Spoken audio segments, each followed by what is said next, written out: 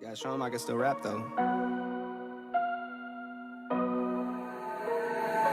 Now I'm in the game, I was on the bench. First I was renting, now I'm collecting rent. Run it up. First it with the Beamer, now I want the Benz. Spending all the back like here I go again. Outside says the chirp, now the camera phone. Told you I'ma keep the channels on. Why you acting different when the camera's on? Why you acting different like your paper long? 8 day wake up and I thank God. Bad decision got you wishing you could say nah. My city gritty, you could get hit any day now. On my mama, I'ma move my friendly way out. With some 20s, 50s, hundreds, thousands, millions, billions, trillions, zillions. I'm talking Amazon money, talking so much money I could mess around and buy Amazon. I been winning, I'm like, why me? I heard these labels wanna buy me. I don't need you, boo, I style me. I roll G's and they grind me. Now I'm on my game, nothing is the same. Who am I to blame? Money made me change. Cardi in my rain when I'm switching lanes. Money in the carry on them Boeing planes. Money in the carry on them Boeing planes. Now I got a buck for all those rainy days. Ain't have a day off in like 80 days. I got hustles in like 80 ways. Kids if he won't take a lazy day. Wifey on me told me take a break. I keep going to the paper straight. Then it's trips out to Montego Bay. If I take the job, bet I get it done. I said it before, I'm a 101. I just caught some ones, only wearing ones. Fornicate the funds, money made me calm.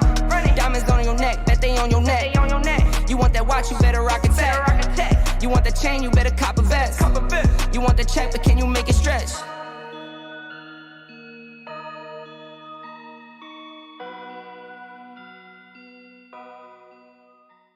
Took so many years, I'm just waiting for the wins. I'm in debt to no one but the one who took my sins. I do it for real, there's no reason to pretend.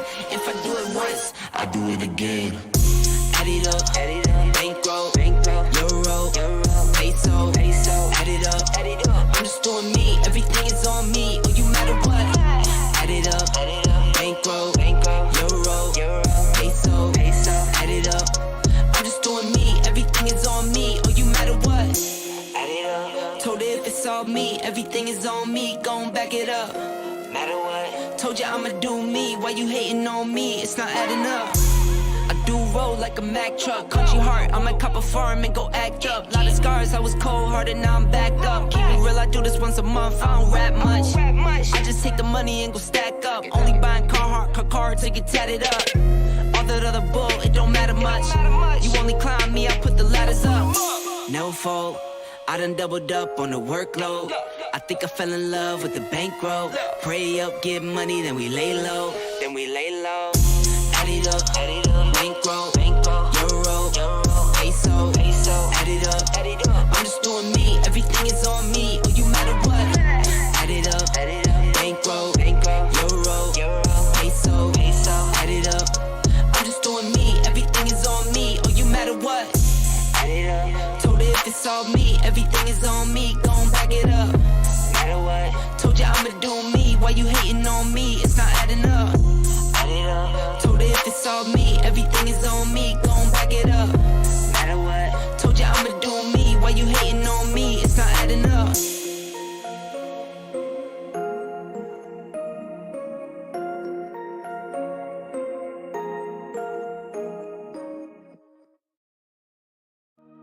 Gotta show him I can still rap though. Now I'm in the game, I was on the bench. First I was renting, now I'm collecting rent. Run it up. First it with the Beamer, now I want the Benz. Spending all the back like here I go again. Outside says the chirp, now the camera phone. Told you I'ma keep the channels on. Why you acting different when the camera's on? Why you acting different like your paper long? 8 day wake up and I thank God. Bad decision got you wishing you could say nah. My city gritty, you could get hit any day now. On my mama, I'ma move my friendly way out. With some 20s, 50s, hundreds, thousands, millions, billions, trillions, zillions. I'm talking Amazon money, talking so much money I could mess around and buy Amazon. I been winning, I'm like, why me? I heard these labels wanna buy me. I don't need you, boo, I style me. I roll G's and they grind me. Now I'm on my game, nothing is the same. Who am I to blame? Money made me change. Cardi in my rain when I'm switching lanes. Money in the carry on them Boeing planes. Money in the carry on them Boeing planes. Now I got a buck for all those rainy days. Ain't have a day off in like 80 days. I got hustles in like 80 ways. Kids if he won't take a lazy day. Wifey on me told me take a break. I keep going to the paper street. Then it's trips out to Montego Bay. If I take the job, bet I get it done. I said it before, I'm a 101. I just caught some ones, only wearing ones. Fornicate the funds, money made me calm. Diamonds on your neck, bet they on your neck. You want that watch, you better rock a tech. You want that chain, you better cop a vest. You want the check, but can you make it stretch?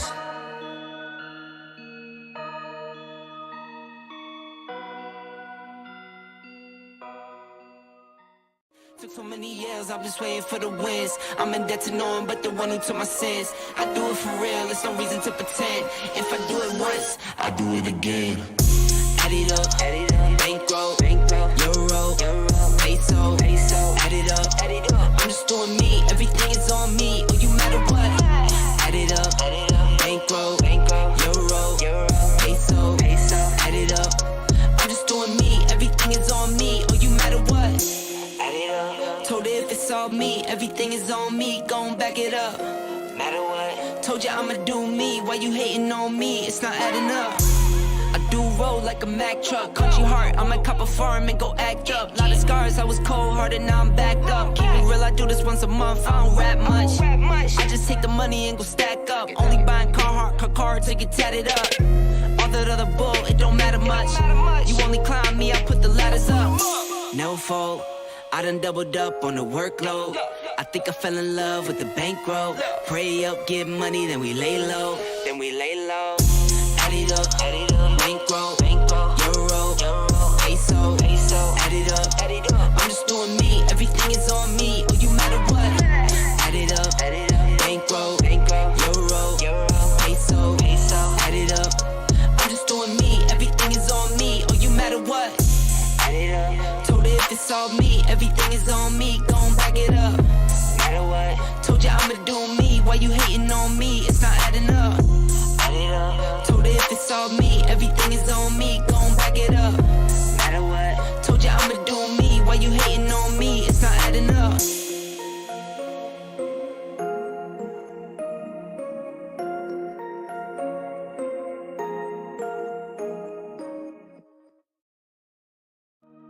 Gotta show him I can still rap though. Now I'm in the game, I was on the bench. First I was renting, now I'm collecting rent. Run it up. First it with the Beamer, now I want the Benz. Spending all the bag like here I go again. Outside says the chirp, now the camera phone. Told you I'ma keep the channels on. Why you acting different when the camera's on? Why you acting different like your paper long? 8-day wake up and I thank God. Bad decision got you wishing you could say nah. My city gritty, you could get hit any day now. On my mama, I'ma move my family way out. With some 20s, 50s, hundreds, thousands, millions, billions, trillions, zillions. I'm talking Amazon money, talking so much money I could mess around and buy Amazon. I been winning, I'm like, why me? I heard these labels wanna buy me. I don't need you, boo, I style me. I roll G's and they grind me. Now I'm on my game, nothing is the same. Who am I to blame? Money made me change. Cardi in my ring when I'm switching lanes. Money in the carry on them Boeing planes. Money in the carry on them Boeing planes. Now I got $1 for all those rainy days. Ain't have a day off in like 80 days. I got hustles in like 80 ways. Kids if he won't take a lazy day.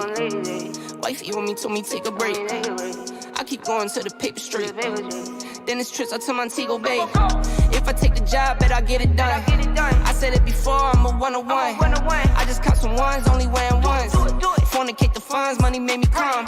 Diamonds on your neck, bet they on your neck. You want that watch, you better rock a tech. You want that chain, you better cop a vest.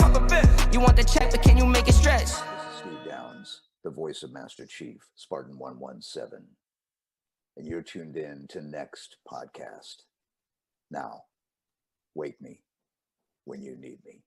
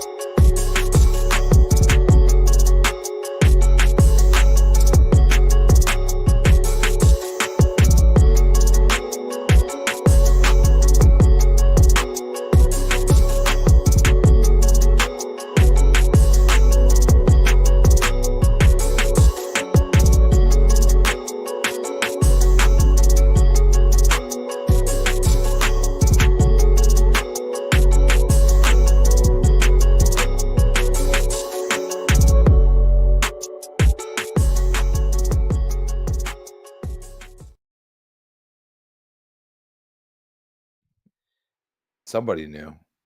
And What is going on, people? Welcome to Total Drama Island.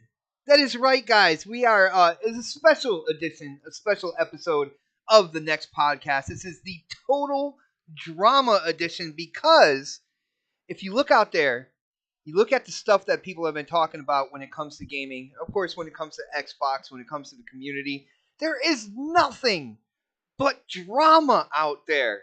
And we get to cover it all for you guys tonight. Yo, shout out to the chat. It is good to see everybody in here. What is going on? Are you guys ready for total drama? I hope you are.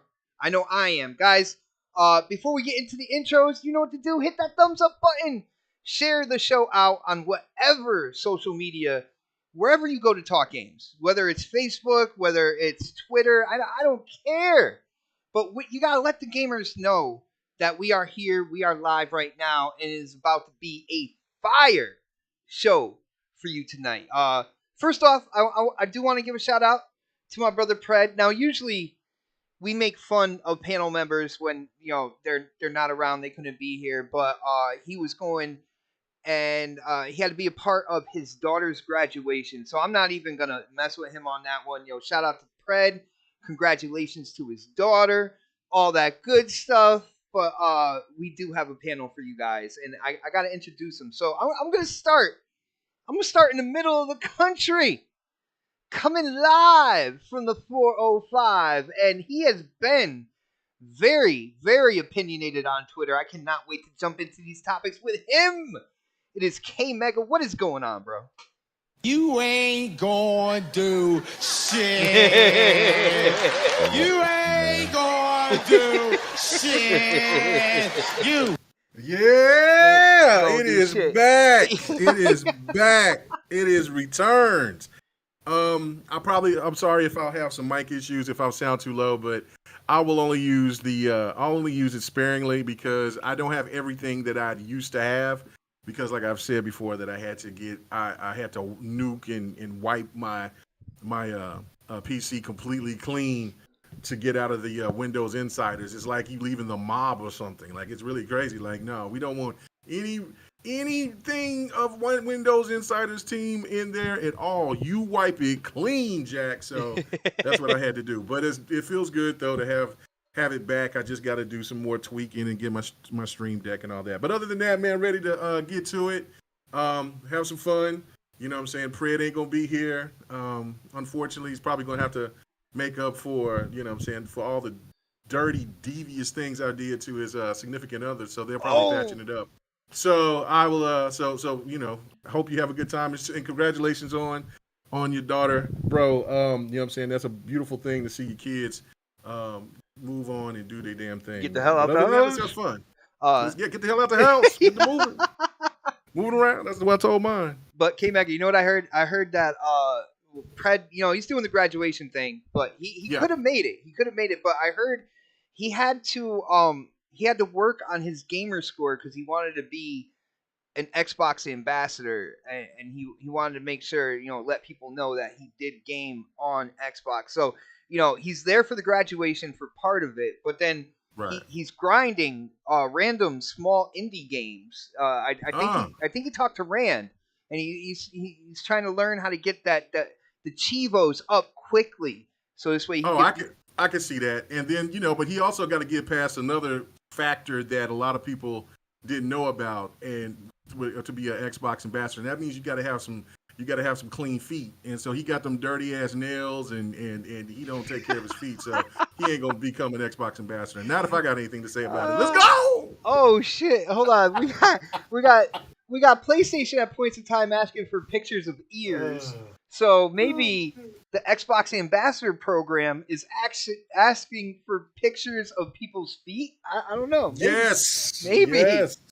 Maybe there's some people that got some fetishes. I don't know. Let's go. Oh man. Yo, next on the list, this dude, he's here in Connecticut with me. He shares the pain of the Russian roulette of the weather that we're having because over the weekend, it's going to get pretty freaking hot over here, man. It was absolutely beautiful today.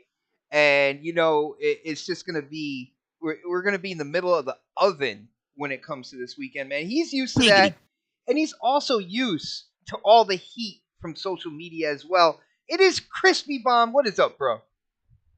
Man, it's gonna be like 90 something with humidity, like 80%. That's what they're saying. Nah, I'm good with that, bro. I will not partake in the blasphemy towards Predator. I may be far away, but I don't underestimate his capability.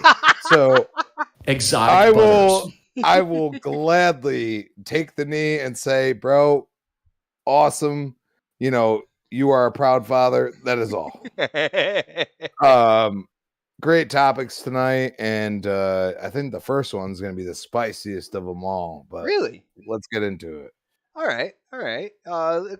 Prediction right there when it comes to the first topic. That is very interesting. But next on the list we have the living fossil of the gaming community. This man has been around from the absolute beginning. He beta tested Atari. Prehistoric times. He beta tested the Atari. Not only that, guys, I just want to let you know he took notes for tonight's show as well, and he did it the way he did it when he was in school. I mean, so he got the stone slab, he got that chisel, and he just started etching in. God. What the fuck was that? He I started know, etching in right? his Tell notes. It is Sir X-Man. Sir X-Man, what's up, bro? Yo, tell me this. I feel sick right now. I think I'm gonna barf. Let me go to the toilet because that was a bit much, bot.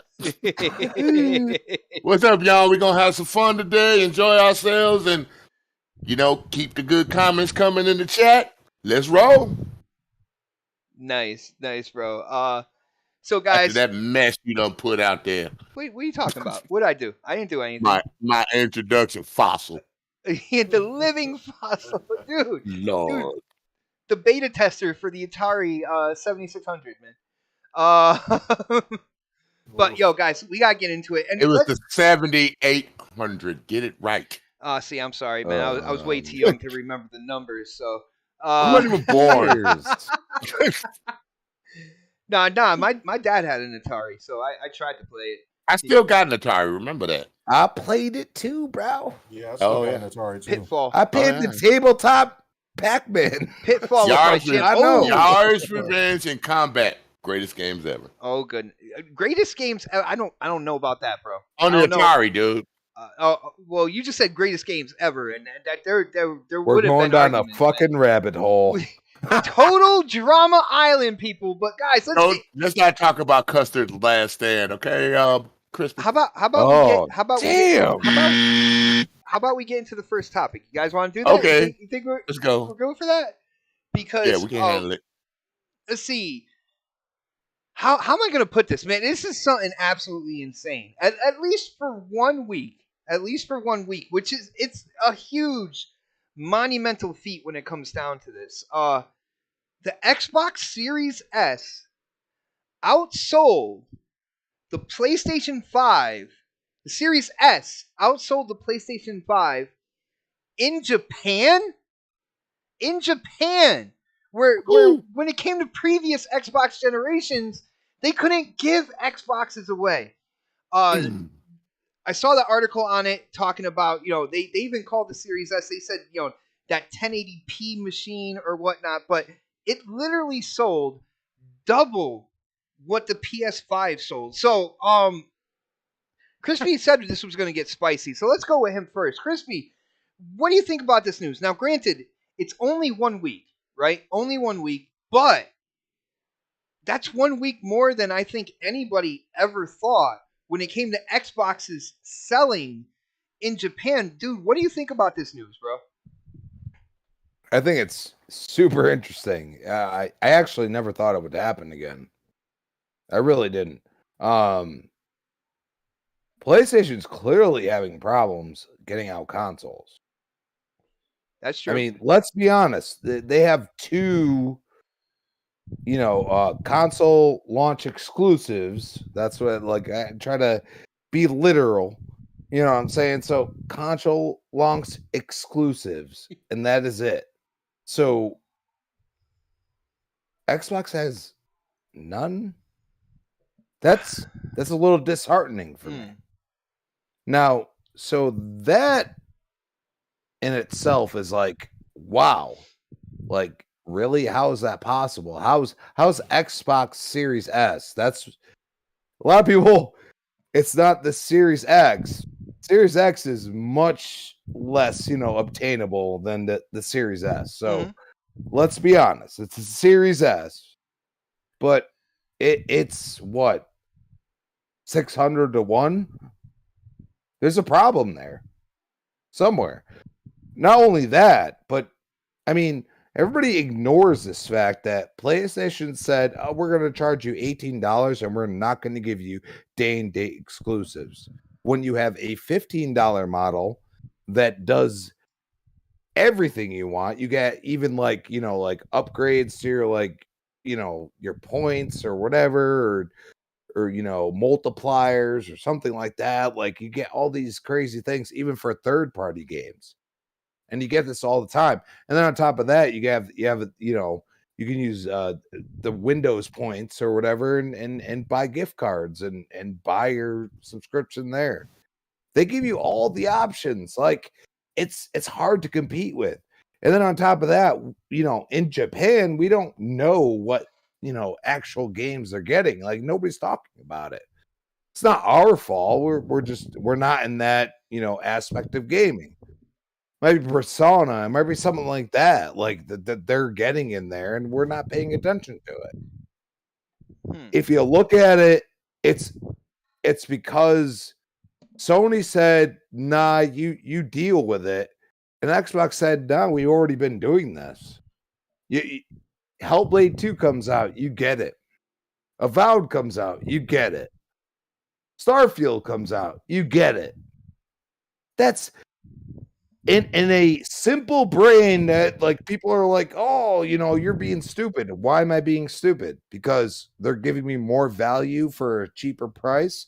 That makes zero sense to argue against. So you look at it this way: Family Plan coming out. I would tell you right now, June 12th, I'm taking it off. We're going to be here and we're going to talk about it because I think it's going to be amazing. Damn, so hold on. You're taking off of work to come hang out, live reaction, and kind of check out the showcase then? Confirmed. What? So you're expecting what do they call it? Megatons is what you're expecting, right? No, we're not going that far. Megaton ain't bad because Megaton, if you played through that story in Fallout 3, you'd actually understand that was a really cool story. But that's besides the point. Well, speaking of stories, guys, if you notice the gameplay, I have started playing Thief again. I realized I didn't beat it, and like I was in like the later stages and stuff, and I was like, you know what? Instead of doing that, let me start back from the beginning, so I kind of like learn what I'm doing again and stuff. And I gotta say, it feels a little dated, but it's a pretty cool game. It's still pretty cool. Love the whole stealth aspect. I love stealth games. I love a very deep game too. It's deep. Yeah, dude, it gets like supernatural, man. When it gets supernatural, it gets crazy, yo. It gets crazy. That's why you like Fear, remember? Yes. Yeah, the supernatural aspect. Oh my God. You remembered. I'm kind of surprised. The Dawn. I'm surprised. Oh my goodness. I know, right? Hey guys, I get to introduce one of the original people in the panel, next podcast family member. Of course, it is the Don. Oh yeah, I'm just here because the audio quality is better on Discord than it is on YouTube. So you're gonna be game streaming and just sharing the whole thing there as well, right? Oh hell no! No, I'm not quite doing that. I'm actually just playing with. My wife bought me a 3D printer, so I'm playing with some toys right now, and figured, I can do that and talk to you guys. And at the what's same your time. first toy you're gonna make? Dude, My girlfriend's son's doing the same. Dude, he made like a Howard the Duck on steroids. It looked Ooh, like that's got to be sick. Dude, it looked so cool. I was like, wow, what is this you just made? So yeah, no, 3D printers are cool, man. They Yeah, really and well, are. and the thing is, I don't have to. I make all my own 3D models all the time, so it's kind of cool to make something and bring it to life. You know what I mean? So. And actually have it tangible. You can put it in your hand and stuff like that. Yeah, that is really cool. Exactly. Nice, bro. Well, it is good to have you on. We are tackling the whole Xbox Series S in terms of selling in Japan, which I'm going to throw something out there as well. And this might not be the biggest thing as the reason why, but if you look at the Series S in comparison to any of the other consoles this generation, is a very compact console. From what I hear, coming from Japan, and again, I'm not like waist deep in their culture or anything like that. But from what I hear, they like the smaller, kind of like kind of blend in type situations when it comes to their devices. I told people that 2 years ago. So I do think that is a part of it. But Sir X-Man and Sir X-Man, as you talk about this, I gotta run downstairs and get my vape juice. But I got to ask you, man, what do you think is going on here? Were you surprised when you heard this? Again, it's only for a week, so I'm not out here claiming that when it comes to consoles in Japan, Xbox is just going crazy and it's gonna blow everything out of the water. Everybody in Japan is gonna have a Series S or a Series X. I'm not saying all that, but I didn't even expect this to happen. So, were you surprised? And what do you think is the reasons why? All right, there's 3 reasons why. Most people in Japan, about 70% of people live in small habitats. So, and hold on. No. Are they humans or are they They are creatures? humans. They are humans. But they live in small little apartments, dude. Okay, you just, but you just call them like a petting zoo. No, I'm not calling them He petting. sounded like he was on doing an animal show. And then they get Habitats little are hands. quite Do you show. people watch Yeah. anything about Japan? Y'all watch anything about Japan? Yes, but I don't say habitat. That's okay. Like a creature? Most people, about 60% of them have smaller apartments than what we would have in America. Okay. So a lot of them, the price is right for them. It does everything they want over there. They can't find PS5s even over there. So they're moving to a next gen. That's what's happening here in America. So, and the Game Pass thing over there actually helps them to get games because we have Japanese games over here now too. But a lot of them, they want to play American games. And, and you can't get the PS4, so you got to get the best next gen you can get. And a lot of them still have just regular 1080p TVs for the smaller places. I've seen it. I'm not trying to say they all live in small places. Just a small percentage of them, like in city areas. You know what I'm saying? So the smaller console fits what they need, their narrative. So I told people years ago, this is going to be big in Japan, because they don't use this anymore. Most of the time, they like their stuff small and portable, move, where it doesn't take up that much space. That's why the PS4 Slim, when it came, it was a big seller. It really was. And they like I said, they like the part where they can just put it somewhere and it's out of the way. They got more room for other things. Plus the price is right. Plus their internet is way faster than ours. Sir X-Man, do you think because another thing that I hear, again, I haven't been there.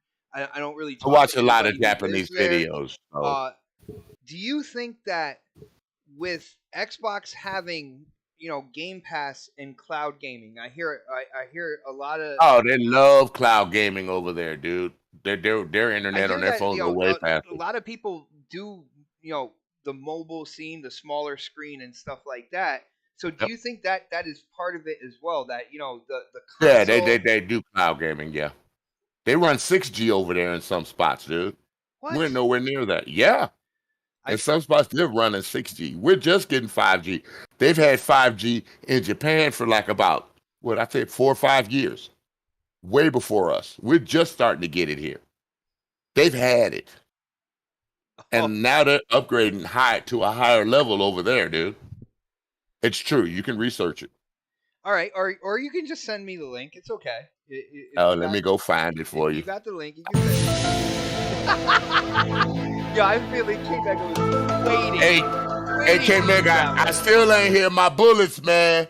He probably doesn't have them in there yet. This is considered. But no, I knew a lot of this stuff because I actually like Japanese culture.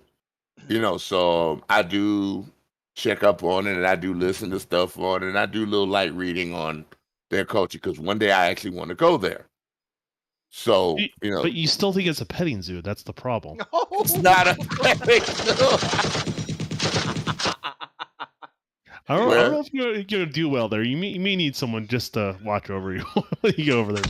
Keep him under control, man. Like John, ain't you got something to go stream or something? Yeah. No, I'm cool with this. Better audio. Sir X-Man's going to need a bodyguard, but it's not a bodyguard from, protecting him. It's a but bodyguard here's something you didn't know that Don would probably know. Don will probably know this, and Crispy will probably know this also.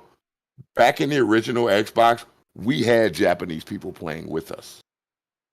We really did. There wasn't a region lock on that like we have today. You could play with Japanese. Region lock now. No, but what I'm saying is you had more Japanese people playing with us on the original Xbox back then. And I'm glad they're coming back. Because believe it or not, they are fun people to play with. You might not understand what they're saying, but they're fun to play with. Why would I think they're not fun to play with? What do you think? I think I need to move on to the next person. You are not comprehending what I'm saying. Don, why are you turning everything into a dirty thing? Oh, why are you Don, bro? It's not dirty, man. No, they're fun to play video games with. They really are. All right. You know what I'm saying? Well, and it makes it interesting. The more people we have, the better it is for everyone on Xbox. See, that is a great segue to the next person because I was like, I don't know how K-Mega is gonna follow that one up. But yo, Mega, he'll figure a way out. Matter of fact, I'm gonna get out of it right now. Anyway, are you looking in the mirror at yourself again, K-Mega? Absolutely. Anyway, all right, go for it. Thank you, sir. Are you done talking about habitats and Look here, little man. Get your roll on. Anyway, all right. So, no, this was, I don't really care about the sales numbers aspect of it. I never have. But when certain things pop up, then, like this was like crazy to me because of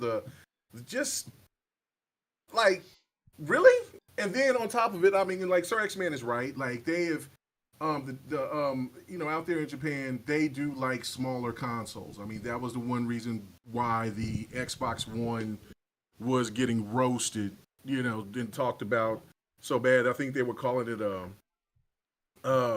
they call it a VCR.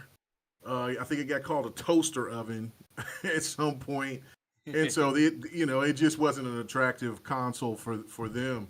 I mean, let's be clear. It was a VCR, absolutely, no doubt about it. Oh no, it was a big boy. So there was no doubt about it. I mean, it's just, and what's crazy is that in a sense, when you look at things from looking from because I still have my Xbox One X. And looking how small that was. Dude, don't look at your Xbox One S. You're turning away from the microphone. We can't hear you, bro. No, I'm not turning away from anything. I'm saying right here. I'm looking at my Xbox One X. You saying my volume is still low again? It just dipped like you turned away from the microphone. Yeah, no. I didn't. Well, maybe I did. I don't know. I can't. Whatever. But it was. I mean, just looking at the size of the Xbox One X, and then. Looking at because I still have my Xbox One. Well, my son has it, but I mean, just remembering how big that was. It's just crazy. And then when you look at the Series X, and the Series X is not doing very well because it's an awkward shape. And so, therefore, and that could be one of the reasons why the PlayStation 5 is not resonating to the people out there, because of the fact that it is so big and it takes up so much space. And I understand that they also have an issue with trying to get those consoles out, but I mean, I think if people really wanted to try to get their hands on one, they would get one. I think it's all about, they kept they're consistent. Like, they're like, look, man, if a big console is just not something that we like, and just for the Series S being so small and compact. I mean, if you've never seen the Series S in person, it's pretty astounding to see how small that thing is. But when you pick it up, it's pretty stout. Like, it's a heavy piece of machinery. That thing is heavier. That's heavier than the Xbox One X, dude. It is. I was like, damn. Yeah, like you pick it up thinking like, oh, and then next thing you know, you're like, damn, because it's. That's why I see why Cognito and them call I little had to man. go see my chiropractor after picking up that damn thing. That little bastard is stout for for what it is. But I like calling it little bastard instead. Little bastard, little man. You know what I'm saying? Little tink tink. The little bastard that could, right? Yeah. So whoa. I mean, so it makes a lot of sense to what Sir X-Men talking about with, like, people, if they're still having 1080p televisions and things like that, because they are a lot more mobile. They get out. Their metropolitan is so. You see how I said that? Metropolitan. Okay. Whatever. And don't forget, K-Mega, they love the cloud save ability when they take it when they run their phones. Yeah. Well, right. That's where I was going with that. It's like, the metropolitan is they're on the go. Everything is mobile for them, and so so that would make sense for them not having big 4K, 8K televisions, because they're always out and about. So that's why the Switch is so dominant in Japan, and it's and the Switch itself is dominating in the United States over PlayStation as well. The PlayStation 4 is going to get overtaken in the United States alone. I don't think worldwide, but But I read that last week, that the Switch is going to outsell the PlayStation 4 in the United States. And so that's telling you something. We knew that was coming. Nintendo, just Nintendo. Yeah, well, Nintendo is just, they found their gold mine. Like, that's something me and Don was kind of alluded to last night on Devin the Gamer. We was talking about that. So it's just that, you look at that PlayStation.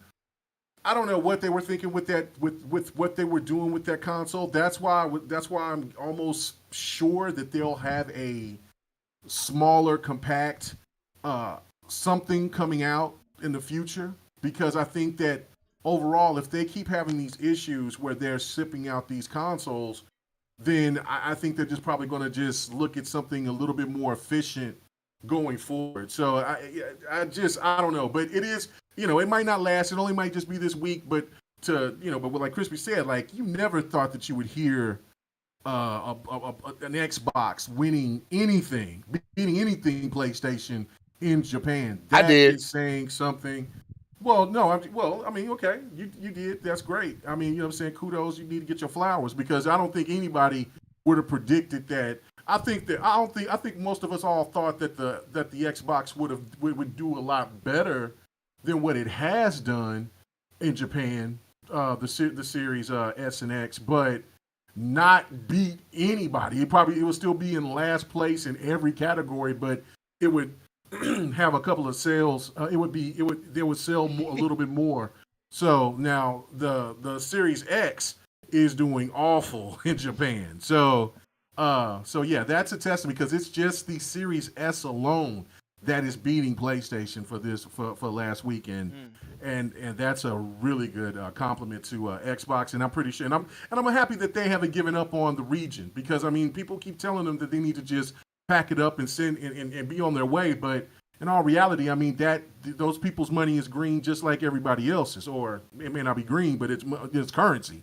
So it's valid. So they want to get it's one word: value. No, value. Yeah. So. That's just another thing. And as long as they keep doing what they're doing with the cloud, as long as they keep doing what they're doing with Game Pass, I can see them doing a lot more, especially if they add some more features to the Series S, like like what we was hearing about them doing doing an external disk drive. If they're going to add more RAM to a different version of it, or to a different version of an S going forward, then I think that that'll still be appealing for people who just want something more compact to be in their home. Huh. That's interesting. Yeah, I heard about the external disk drive. As far as putting more RAM into the system, though, I'm not too sure about that, because they still got to accommodate the original Series S and the amount of memory that thing has. So I don't think they, unless they do some type of trade-in program or 1 something tera. like that, I don't see them adding RAM. I don't know. It's something that I would have swore that was something that I read. There was a patent or something like that on top of. There was a couple of patents that I was reading. So, well, I don't know if that was a rumor patent or if that was one of those things that it's been talked about. And of course, it's just not. Of course, none of these things has gotten in the wild. But I would have swore I've seen something about that in one of these places where we go and look at for. Well, I'm gonna actually I'm gonna let the Don kind of say if that would happen. Plus, Don, I gotta ask you, man. Now, dude, I don't even think about Japan when it comes to this, right? Because it's what if they can get anything out there in that country, it should be a win for Xbox, because we've seen. I think the 360 did okay throughout its generation in Japan, but other than that, like, Xboxes are really hard to move in that country. But the Series S, at least for a week, and we're going to talk about it, because like, I didn't even think this was possible here. Don, what do you think about this news? For a week, it sold double what the PS5 sold. And while you're at it, touch on that rumor about the RAM. Now, RAM. K Mega said that like he saw something. RAM. Yeah, RAM. I said RAM. Okay. Yeah. Okay. Someone that, offering a SKU of more RAM?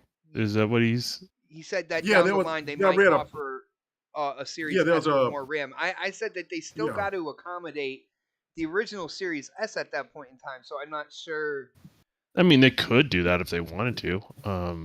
As long as they have the proper memory bandwidth and all that sort of stuff. I mean, they could do something along those lines in regards to that, but it would just be an additional SKU. So I mean, it wouldn't make the S irrelevant. It's just there would be a different SKU. Hey Don, how many gigs of RAM does it have now? I'm curious. Honestly, I don't remember off the top of my head right now. Yeah, off the top of my head, I don't remember. But check real quick. Yeah, I mean, it's got less than the Series X, obviously, and it's one of the cost savings of it. But I'm surprised. I feel old, like to hear of a Xbox console actually doing well in Japan. That's surprising, right? But I think what ultimately it speaks to that customer base. It's the size, it's the color, it's the controller finally fits, hands over there, where like, the original Xbox was criticized for that, and then the 360 was criticized for the battery pack over there, and you have all these sort of things that kind of worked against Xbox one after another. Then basically it's almost like PlayStation built, they're a company that built a console for the West and not the East. Does that make sense? Yeah, it has 10 gigs of RAM. Face 23 Brooklyn says 8 gigs. So no, it has 10 gigs. Okay. Yeah. Yeah. Six Slayer. Shout out to Six Slayer. Good to see you in the chat, bro. He said 10 gigabytes. GDDR6, I believe. That's fast too. Yeah, it's got more Halo. So I'm just shocked that they're doing well. In regards to, I'd be more curious of if Game Pass is doing really well for them over there. Things like that as well. So, just kind of what is the ecosystem? I mean, obviously people talk about consoles, but I want to see how the ecosystem is, how the engagement is on that on that platform. all the other things, all the other metrics that Microsoft measures and, kind of diagnose if they're doing well in a region or not. So those are the type of numbers I'm more interested in than just the console numbers, to be honest with you. All right, I got you, bro. I got you. Again, I think it's interesting. I'm not trying to claim anything on this. I just never thought like I don't even think about Japan in terms of Xboxes and how many Xboxes there are out there. I know it's been a tough sell for quite a while. I do agree with K Mega. Shout out to Xbox for not abandoning um that region, not abandoning that country like so many people have said that they should do, because if they get anything out there, I feel it's a win. The people that do buy Xboxes over there, they seem to be like diehard fans, man. I've seen them on Twitter, and yes, I hit the translate button on a bunch of tweets, stuff like that. I want to see what people are saying, and it seems like they do have, again, not a lot, but there is a diehard group out there in Japan when it comes to Xbox. So it's good to see that. I can see it in terms of the size. I definitely agree with the Don on the whole, like how Game Pass is doing, because I think that kind of weaves itself into this news, because with Xbox you can play your games anywhere. You can even stream it to your phone, tablet, or whatnot. And from what I hear about that country, they're all about their games on the go. And so I don't know, it's pretty cool. But let's move on. Let's talk about being an Xbox ambassador. You guys knew it was coming. It is total drama island night, and it seems that an Xbox ambassador, I believe she had won an award for MVP for Xbox ambassador. And when that happens and they put it out there on social media, you know how social media is now. Anything that is kind of like in line with Xbox, people go in and they start going in with a magnifying glass, fine tooth comb, and they're just trying to find anything. Now, uh, the ambassador's name is I believe Deus Geek, and she's an ambassador. There's some interesting information that came out when it came to all this, though. I will let you know. Me and my ex, we were at least ambassadors for a little while, and I want to let you know some of the things that I ran into when it came to being an ambassador, like what type of interactions I had with people. A lot of it, a lot of it were questions on how to run the system. A lot of it were questions about, hey, my Xbox is doing this, what's going on? Hey, my Xbox is doing that. Like, and asking the ambassadors if they can help out and kind of like get them back on the right track. So an Xbox ambassador needs to know their way around this console.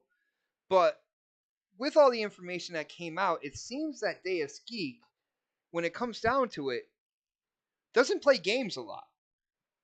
Not only that, she still touts them on social media and on YouTube. And what I mean by touts them, she was out there promoting Forza Horizon 5, before it came out.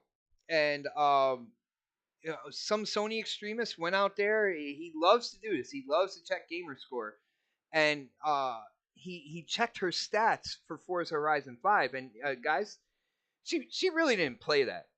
But not only that, she was on a YouTube video where she was talking about Quake and Quake coming to Xbox, and she literally claimed that she had played Quake for a couple hours, and she was reminiscing about the hidden chests and secret doors and all that good stuff. And when you look at how long she played the game, it was only 30 minutes. So there is shade going on both sides here. There's this is a really interesting topic, but I think that Xbox Ambassador, the program, might need to be reworked a little bit. I like to know if somebody is representing, a console or something like that, I would personally like to know that that person is actually being active on that console. And I know about like doing events and putting down money for this and doing charity stuff and stuff, which is all well and good. It's all well and good. But at the core, to me, if you're a part of a community, then you're accessible within that community. And that would be if gaming, yeah, of course social media does count on that, but the actual system itself, to me, would be the place in order to interact with that person. But I have a feeling I need to do this. I think I need to go to K Mega first on this. K Mega! Yes, sir. All right, bro. This is Total Drama Island, and when it comes to this topic, there was a lot of drama out there. You heard what I said. Now she was faking the funk. She was faking the funk on some of this shit. Let's be real now. Let's be real. All right. I heard that she also has done a lot of good things. So when it comes down to it, I feel like maybe the program itself might need to get tweaked in terms of its qualifications, specifications, stuff like that. If she got accepted and all that good stuff, it's more power to her. I'm not putting anything on her for that. All right, that's an Xbox thing in time in when it comes to their guidelines and stuff like that. But what did you think about this news? What did you think about how people kind of really got on her ass? And again, like I said, she was faking the funk on certain things, man. What do you think about that as well? Well, I got it's multifaceted for me. It's a nothing burger for me overall, and this is why.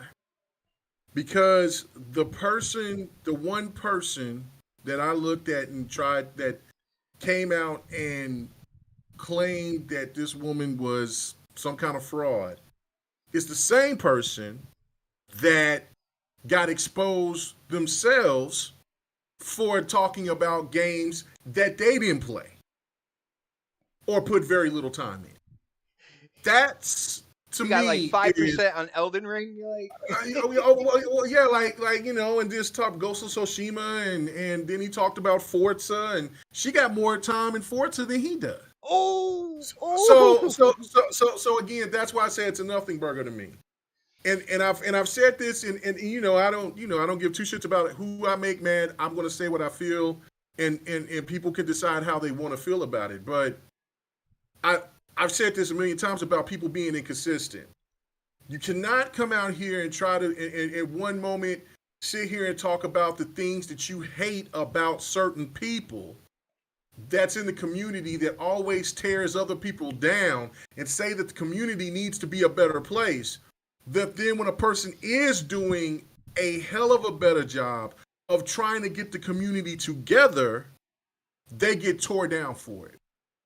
Now, yes, if you want to go after her credentials of what she didn't do with her game, of what she talked about with the gaming, then rightfully so, you should say, look, you got caught with your hand in the cookie jar, you lied, I get it. But what I told Don last night is what I'm going to say here today too, and I'll most likely probably will say it on GRG tomorrow night, is that you got to put everything into account. Look at what everything that she does, and then fault her for what she don't do. And when you look at the good that she does for the community overall compared to her not being so honest about what she played, I say what she's done is a hell of a lot better than what the people that have been slamming her, especially the first person that was advertising it, and what they do to the community and how they go after people and how they disrespect people and how they go after developers and how they talk shit to developers and how they think that that's funny. I think that people would think about things a little bit more logically instead of thinking about the console war politics. That to me is where listen. You see what it is that these people are trying to destroy something that the other side don't have. Because I don't know if PlayStation has any type of community. I know that they got like community stuff that they do within the gaming, but I don't think that they have like a Xbox ambassador type of thing I going don't think on. so. I haven't heard anything So, about it. so instead of people getting outraged on her, why are not people being outraged about people jumping in, pretending to be, true Xbox fans, and then they're just going in there and just trying to rip to shreds something that is positive? That's the thing to me about this whole scenario, about this whole thing, about this whole weekend, about overreaction and people taking things way out of context. Just because, if you want to, like I said, you want to call her out about that situation, about the gaming aspect, cool. But everything else, you can't knock her for everything else, because what she's doing, she's helping out the diversity. There will be PlayStation stands out there that'll be quick to tell you that people of color, they don't get supported by the Xbox. They don't, you know what I'm saying? Why do people of color support Xbox? Well, this is a woman of color that is trying to get people of all people of diversity included into this community. She also does stuff for women. She also does stuff for the LGBT. I can't say that right. LGBTQ.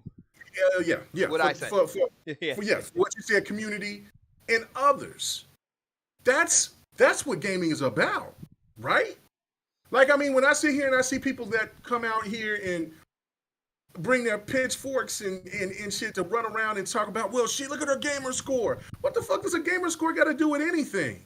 I can sit there and see somebody, and I used to do that too because you sometimes the stands, rhetoric will stick in your craw a little bit. And I remember I was playing against somebody. I've said this story before, but I played against somebody. I was playing Madden, and I'm looking at their score. That score was like less than 1,000. I'm like, I'm gonna rip this dude apart. I'm gonna kill him. The bastard beat me 65-10. You know what I'm saying? Because that's all that person plays. If you play a lot of online games, if you play a lot of just games that they don't give you a lot of achievements. If somebody just stays on Call of Duty, they're not gonna get a lot of achievements. We have to stop trying to act like we're entitled so damn much. A gamer is a gamer. It doesn't matter what they play.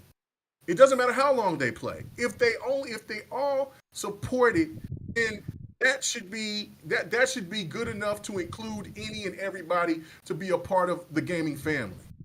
That's my opinion on it. I got you, man. And again, when it comes down to it, I'm not throwing any shade at her. Like, she applied for the Xbox ambassadorship or whatever you want to call it, and she got in. So more power to her on for that whole thing.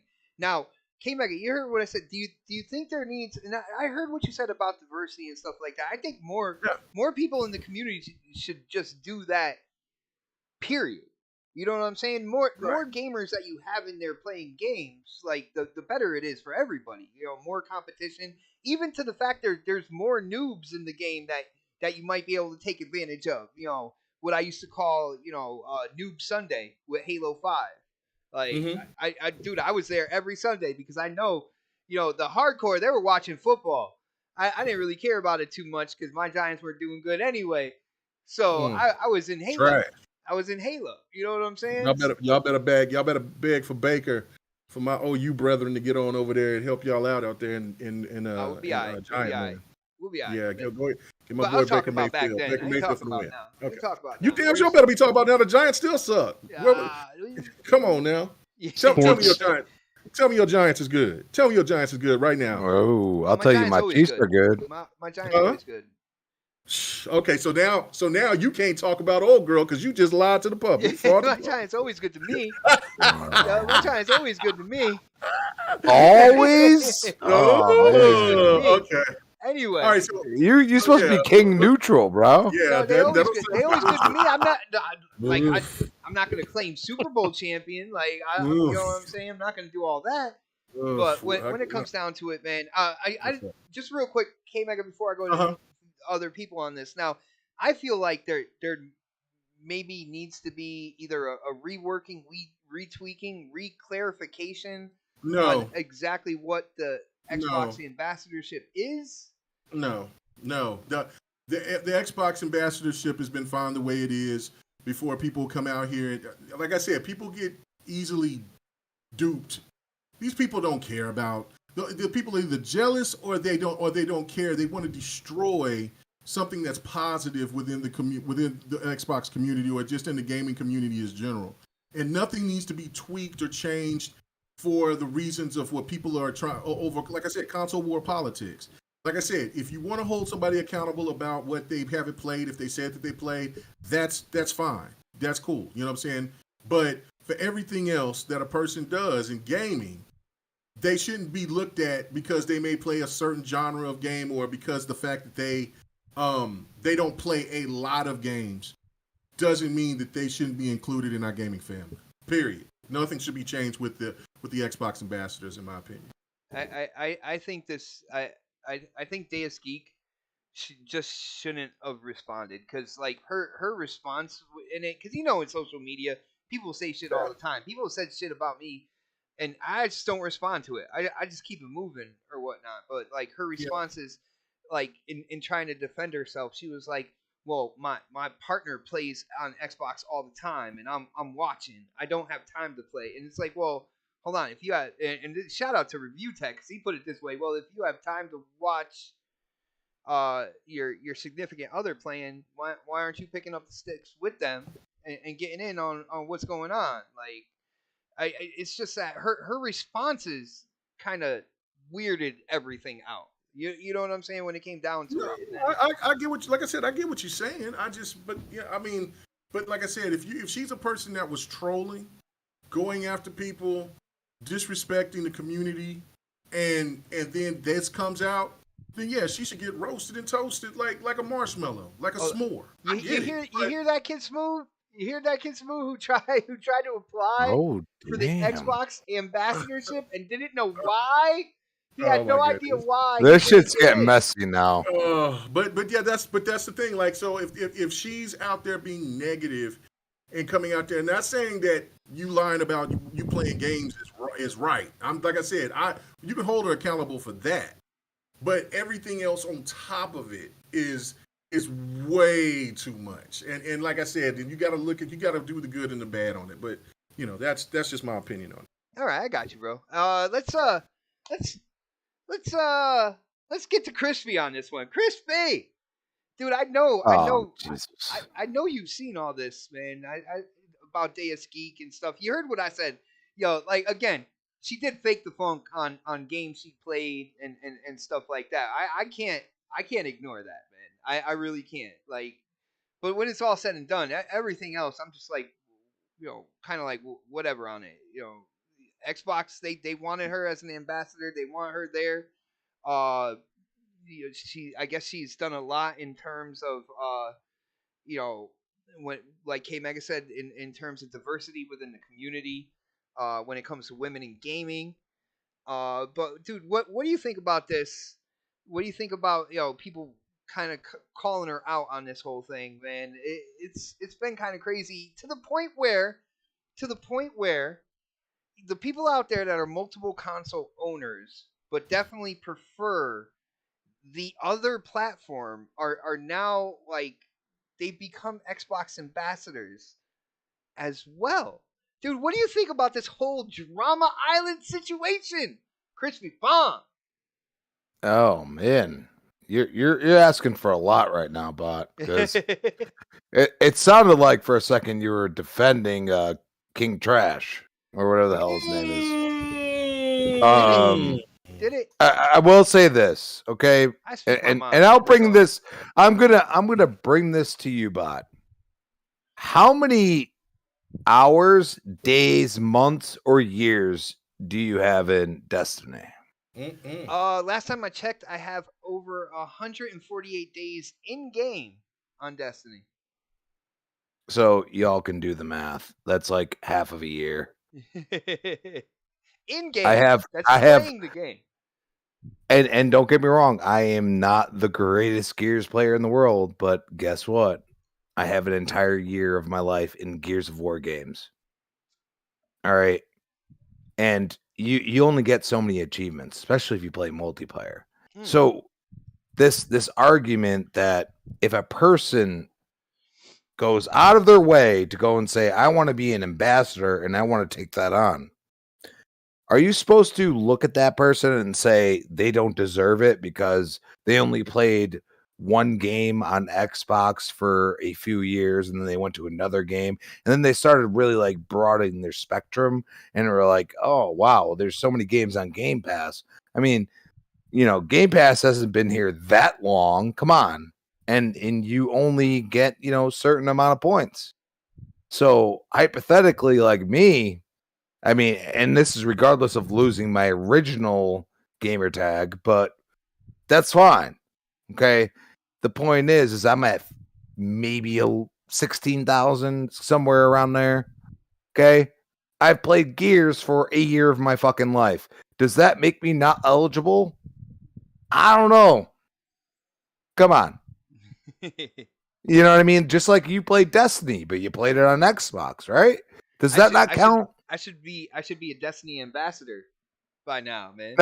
Now, Mega, or especially Mega, because he plays all kinds of games. I'll give you that, bro. You know what I mean? You play like every type of game. Sir X, like imagine if they get denied. That's where they'd have a problem. You know what I'm saying?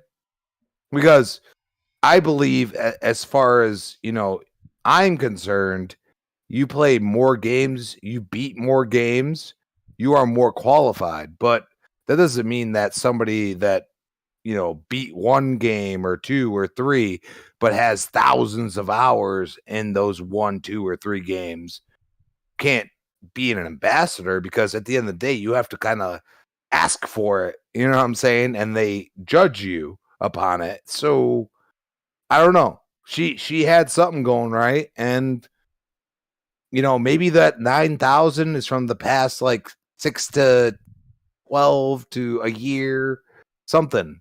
You know what I mean? Like a period of time, and all of a sudden she went from nothing to something. Like, that doesn't make you unqualified. So I look at it this way, and I say everybody's up in arms over nothing. It's all a bunch of nothing. Her point at the original point was actually kind of on point. Other than that, the whole the defense thing, and everything, that's where you lost me. And at the same time, but that doesn't unqualify. You just, why defend yourself? Like, you know what? Like, if you're going to tell me that I'm not worthy of being an ambassador because I only have a 16,000 gamer score, well, that's fine. And you can be one of those votes that says no, but that's not the way it works, people. Crispy, I got a question for you when it comes to all this. Now, when you look at the program, the Xbox Ambassador program, now to you, does this benefit the gamers out there, or is this more of a marketing type program where they're just trying to put the best possible face forward for like Xbox and inclusivity and in terms of diversity and stuff like that, more of like a marketing tactic, a good way to show like a positive place, like, and that's the people they pick and stuff like that over anything like gamer specific. Like, do you think it's more for the gamers here, or do you think it's more of like that type of marketing tactic for Xbox?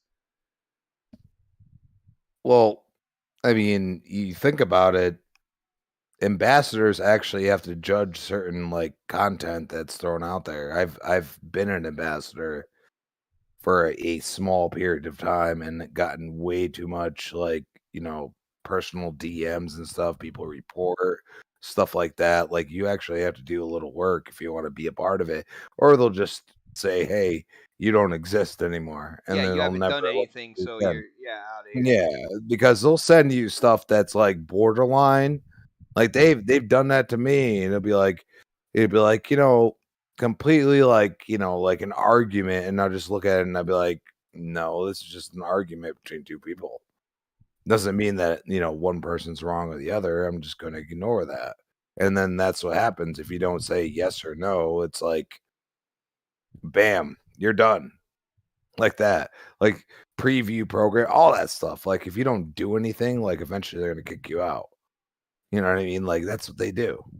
So, I don't know. Like, I feel like if somebody's really going to put the work in and actually, try to make something of being an ambassador, I'm down for that. I have no problem with that. And I think it's more important to recognize people that may have just started playing Xbox, within the past 2 years or something like that.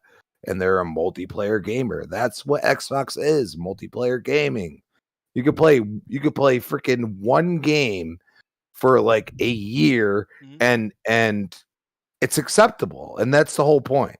So I think people are overanalyzing it. That's all I think. Yeah, no, Crispy, I definitely agree with the whole when it comes to the gamer score situation because for people who don't know, I did not 100% Destiny 2 until maybe a month ago when it came to gamer score. Cuz like I'm not an achievement hunter. If I get achievements as I'm like playing the game, that's all well and good, but there was one achievement that I didn't have and I wasn't going to run for it. Like everything else that I got in that game was just from me playing the game. Now, when it comes down to it, there are people out there that'll play a game and they'll specifically try to blow up 5 people with one grenade or something like that to try to get all these achievements. But they're just in it for the achievements and then they put the game down and then that's that. See, I'm not that type of gamer. I don't think I think there are different types of gamers. There are achievement hunters, quote unquote, and then there are people who just play what they like. Halo 5. I never 100%ed that in terms of achievements, but I was on the multiplayer every single day. You can ask Don. He was with me most of the time when they were dropping new content. We were in there, playing Halo 5 in the multiplayer. Oh no, you just play Destiny. What are you talking about? Oh my goodness, bro. I will not co-sign that. I'm not covered for you. No, I'm just speaking the truth. That's I all am I'm not going to speaking. be your gamer score alibi. I'm not doing that shit. But again, in terms of honesty and her responses and everything like that, that's the thing that I'm a little sketchy with when it comes to this ambassador or whatnot. But Don, let me get your thoughts on this, man. I guess I didn't get to check out Devin the Gamer yet, but I guess you guys tackled this whole situation on that show as well. But Don went deep, dude. It was uh good. It was a oh, good show. You need to listen to it. It was oh. really good. All right, Don. Well, Okay. what do you think about this whole situation and like how people are coming at her? And again, let me shout out to Fahim real quick. Fahim, I see nothing wrong with what she said when it came to Phil Spencer. She did not defend him like she's quote unquote his mom or anything like that.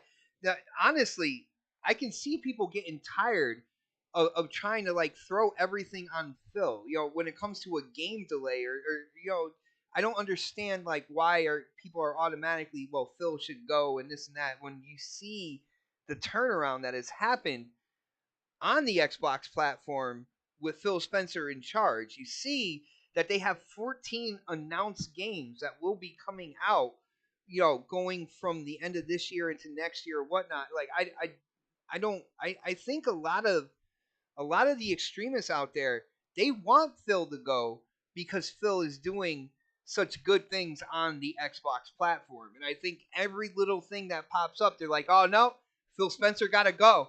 And these are people that don't play on the platform anyway. They don't take part in it at all. So I don't think she said anything wrong when it comes to like the whole tweet about people and what they're saying to Phil Spencer and stuff like that. I think there was nothing wrong with that. But Don, what do you think about this whole ambassador situation?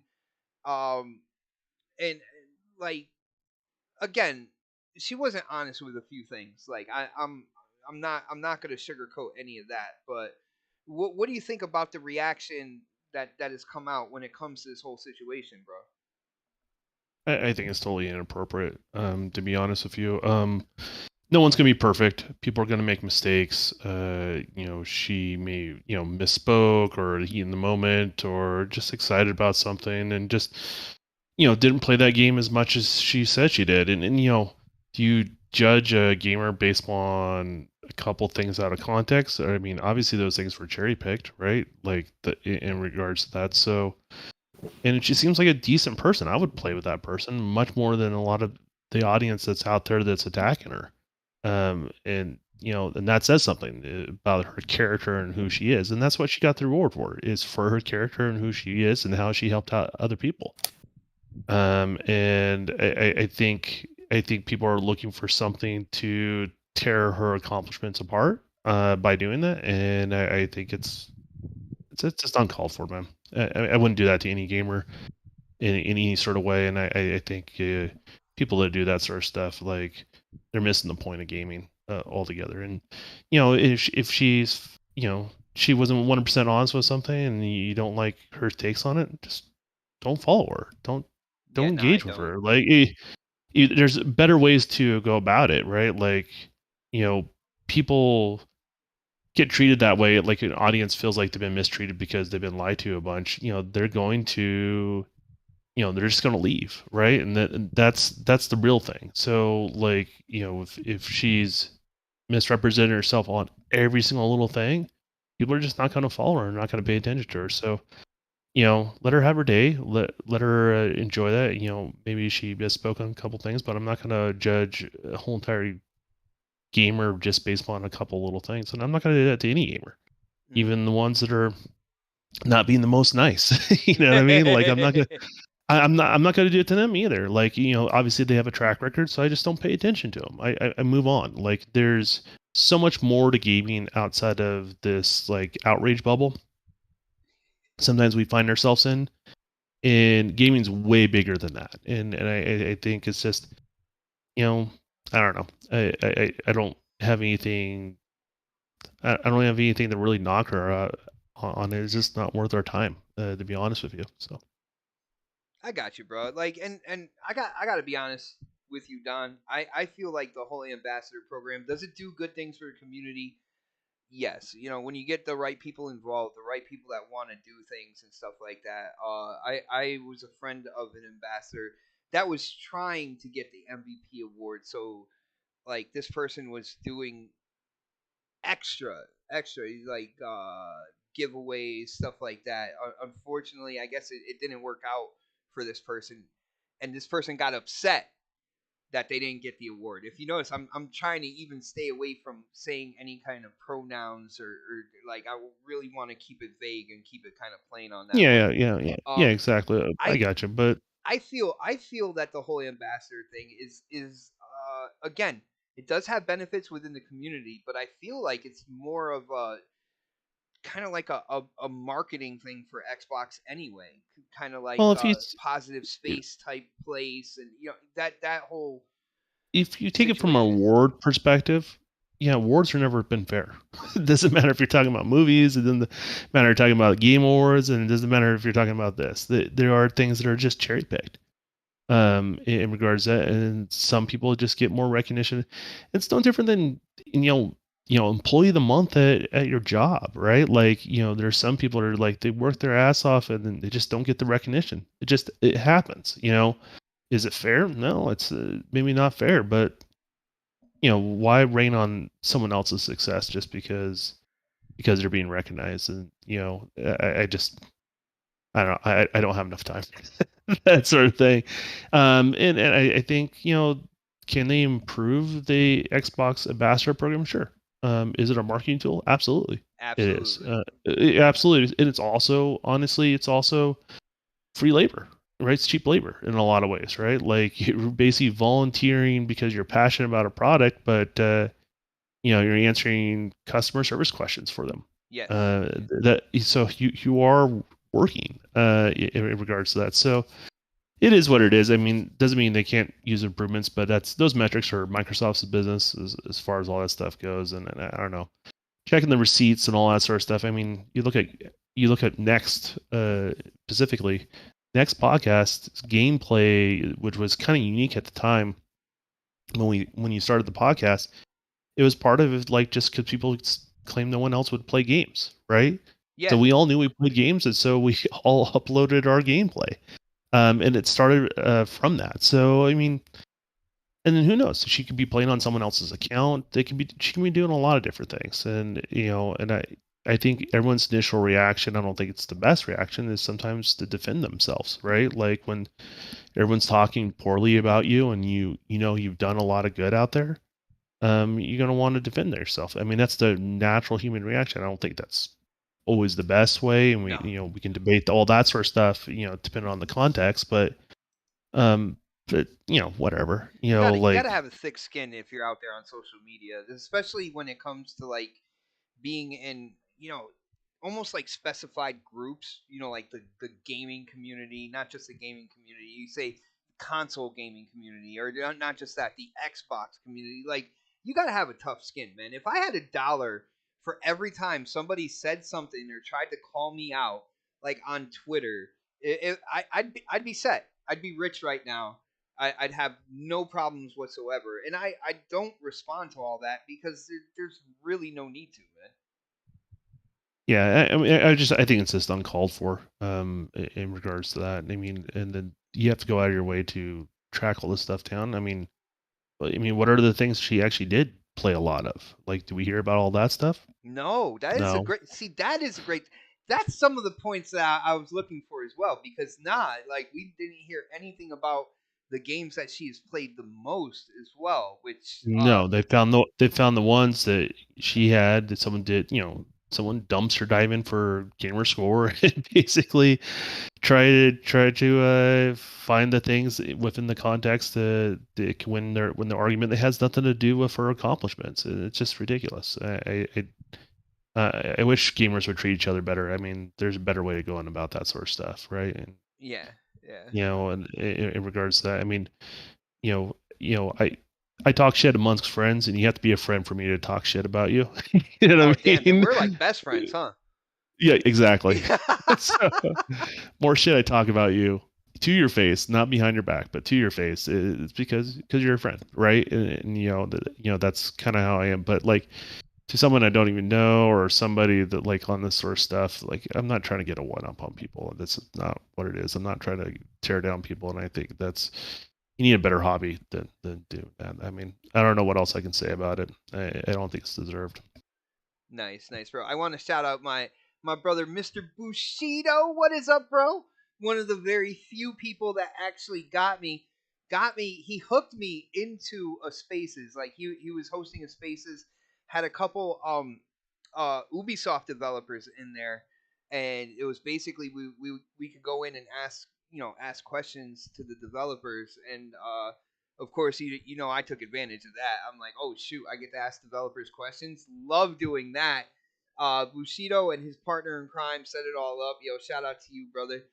Um, and guys, if you are watching, this is Doom Eternal right now, and I swear the way this gameplay looks right now does it no justice. This is one of the best looking games that nobody talks about. I don't know why.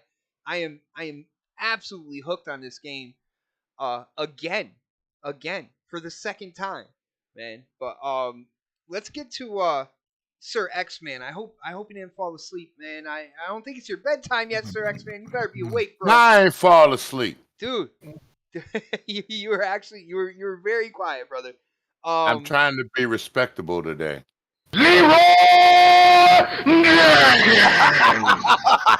There is definitely something wrong with K Mega. Yo, that was perfect. Yeah, but don't we like it? That was perfect. I know, right?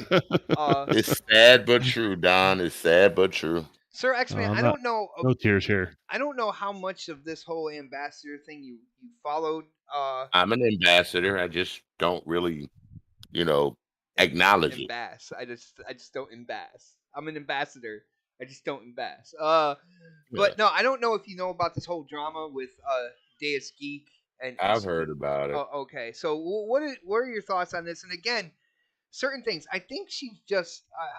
I know people feel a need to respond and defend themselves, but like it just seemed like every time she defended herself, like she dug a deeper hole. She was like, "Yeah, I don't play games that much, but my partner does, and I watch him play a lot. There's nothing He's wrong always with on that. Xbox." And then like talking about Quake, she was like, "Yeah, I played it for a couple hours. She only played it for 30 minutes. She hyped up Forza Horizon 5 and hardly touched the game." Like there are certain things that are iffy about it. But What do you think about the whole kind of like reaction that the community had with her? Basically, because she just said, "You guys want to talk shit about Phil, and you can't walk a mile in this dude's shoes. You can't do what he does. You can't try to like manage a division of $1 trillion company and stuff like that." Like she basically came out and told people like you can't do this. Why are you judging him? And that's when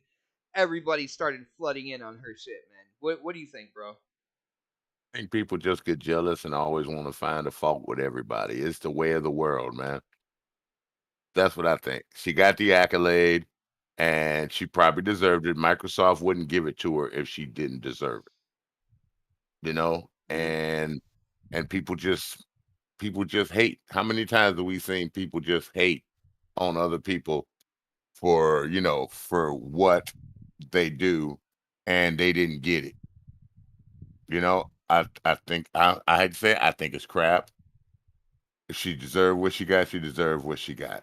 If she didn't play as much as she said she's gonna play, that's oops on her. She needs to be honest on that part. On that, it doesn't matter. You still got your accolade, but the only thing is tell the truth and have that can make us say always have your credentials as a backup. He says that. So if it happened, it happened. It is what it was. Let it go. Let the drama die down. Keep living your life, playing your game, supporting all the LGBT community and everyone else that you try to help enjoy gaming, and just move on and let it go behind you. This stuff always washes away. It's that hot little moment where everybody wants to jump on somebody, but then it all clears up. People forget about it, and then you'll be good. That's all I'm going to say on that. It's the truth. Let it go. The real question is, Mr. X-Men, do you want that award after seeing all that happen? It doesn't bother me. Awards, accolades. It kind of puts a stink on it, though. You know what I mean? Yeah, but it doesn't take away from the person who I really am. Yeah, and she shouldn't let that take away who she really is. And that's the biggest problem with this whole situation is that there are people out here that want to force others to be something else, and because those people aren't who they really are or who they impersonate online. There's a few, but for the most part, a lot of people have this different persona and they act out on the internet because it's a free you can be just it offended her. Want to be, yeah, and she was offended, and she came and she said what she wanted to. I don't think she's ever had that type of smoke before, so she pushed back the only way that she could, but she's not used to that type of that aspect of the community, and so therefore, and you could tell, and so it just only caused more issues. Look, man, I don't know. I always try to be decent to any and everybody. I will debate your ass until the cows come home. But yeah, you will. I will, especially if I'm firm on what I stand for. But I always try to be respectful about it. Like I don't, even when on, it's the first thing.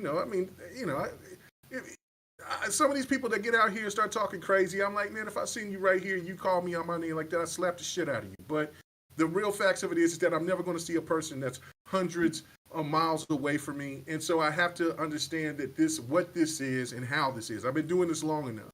And if no one is perfect, K-Man. Yeah, and these people need to recognize that. Everyone makes mistakes. Everyone is flawed in some type of way. Yeah, and you just so be the best person you can be. Yeah, that's it. Yeah.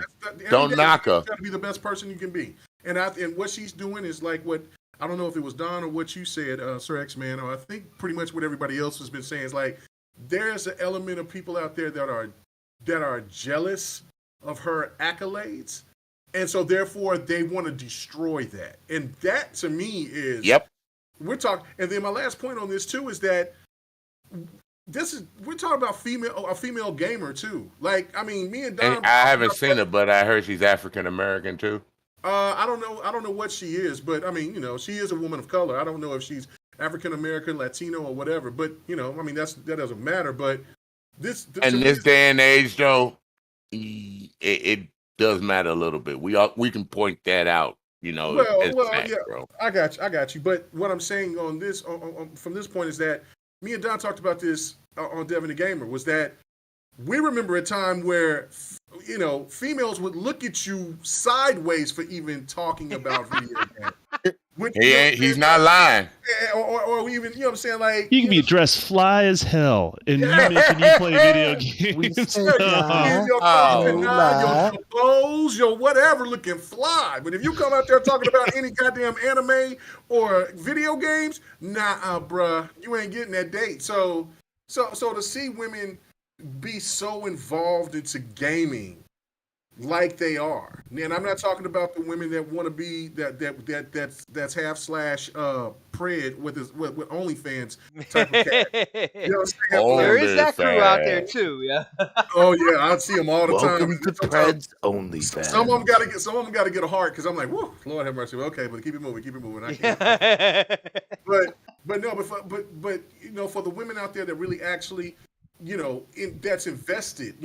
Look, she might not be the gamer that people might think she is, or maybe what she thinks she is, but she is involved into the gaming community. And I think that right there, to see more and more women get involved in the gaming, it is a wonderful and lucky time for a lot of male gamers out there. And it's sad that there's so many people that judge some of these female gamers the way that they do, especially when they get their ass kicked by some of them. It's pretty funny to see, but I said, just let the woman be herself.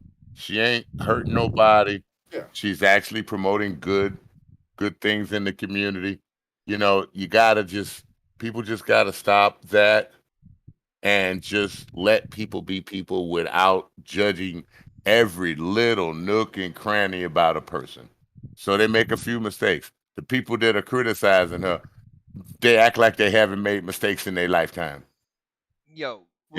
When it comes down to it, what's going on is it's a whole console war issue. At the end of the day, and they use this ambassador thing as a way to kind of like fuel that same rivalry, and to talk smack again. But it's the ambassadorship is a whole marketing thing, in my opinion. And I really, really love what Don said. They pointed out like the games that she only played a little bit of. Like, the more interesting thing would be like, hey, what did she play the most? I'm willing to bet there are the people that are trying to call her out. There's probably some games that she's played a lot more than they did. Well, in my mind, that's a true gamer's question right there. It's like, oh, she didn't play this, she didn't play this. Well, all right, then what did she play? You know what I'm saying? To try to get that whole thing and to see, a lot of people will see, well, maybe do we have similar tastes or anything like that? Well, what did she play? And I thought that was a great question. Do you think anyone in their right mind would be an ambassador? You know how much work goes into that, to be an ambassador. That's why I'm not for a program like that anymore, and not be a gamer. I could not keep up with that shit. Like I was getting messages all the time about Yep. Yeah, about what's going on with people's systems, their games not working, what's this, what's that, and it's like, oh man, like I don't know what to tell you because my shit works fine. I wanted that to be my answer. I don't know what to tell you guys because like my shit is fine right now. And maybe you should stop sticking stale bread in your disk drive, or well, I know what you did. Just like, well, you may want to try a game called Destiny. Are you trying to make croutons? That was your answer for everything, right? What was the question? No, you would just answer back. Maybe you want to try a game called Destiny. Yeah, and just answer that back for everything. Dude, I'm pretty sure that's what you did. I was an ambassador before Destiny. It was actually I was more Halo. I was more Halo 5 than anything when I was an ambassador. And that I tell you people, that did not last long, okay? Because I love helping out the community. I just don't want to make it a 24/7 job. All right? Like that was not happening. I had like no time to play, man. My email was blowing up. That's all I got to say. Yo, pretty much. He's back. Yeah, I'm adding more. He's been working while he's been on the show. He's like, yeah, I gotta add more. Oh, I remember that one. I'm not playing the game, so I got to do something. So All right, guys, let's switch up this topic. Let's go to I guess you could call it a Game Pass competitor now. I guess it's okay to call this a Game Pass competitor because before when we didn't know about the game, hold on, whoa, what did you say? A Game Pass competitor.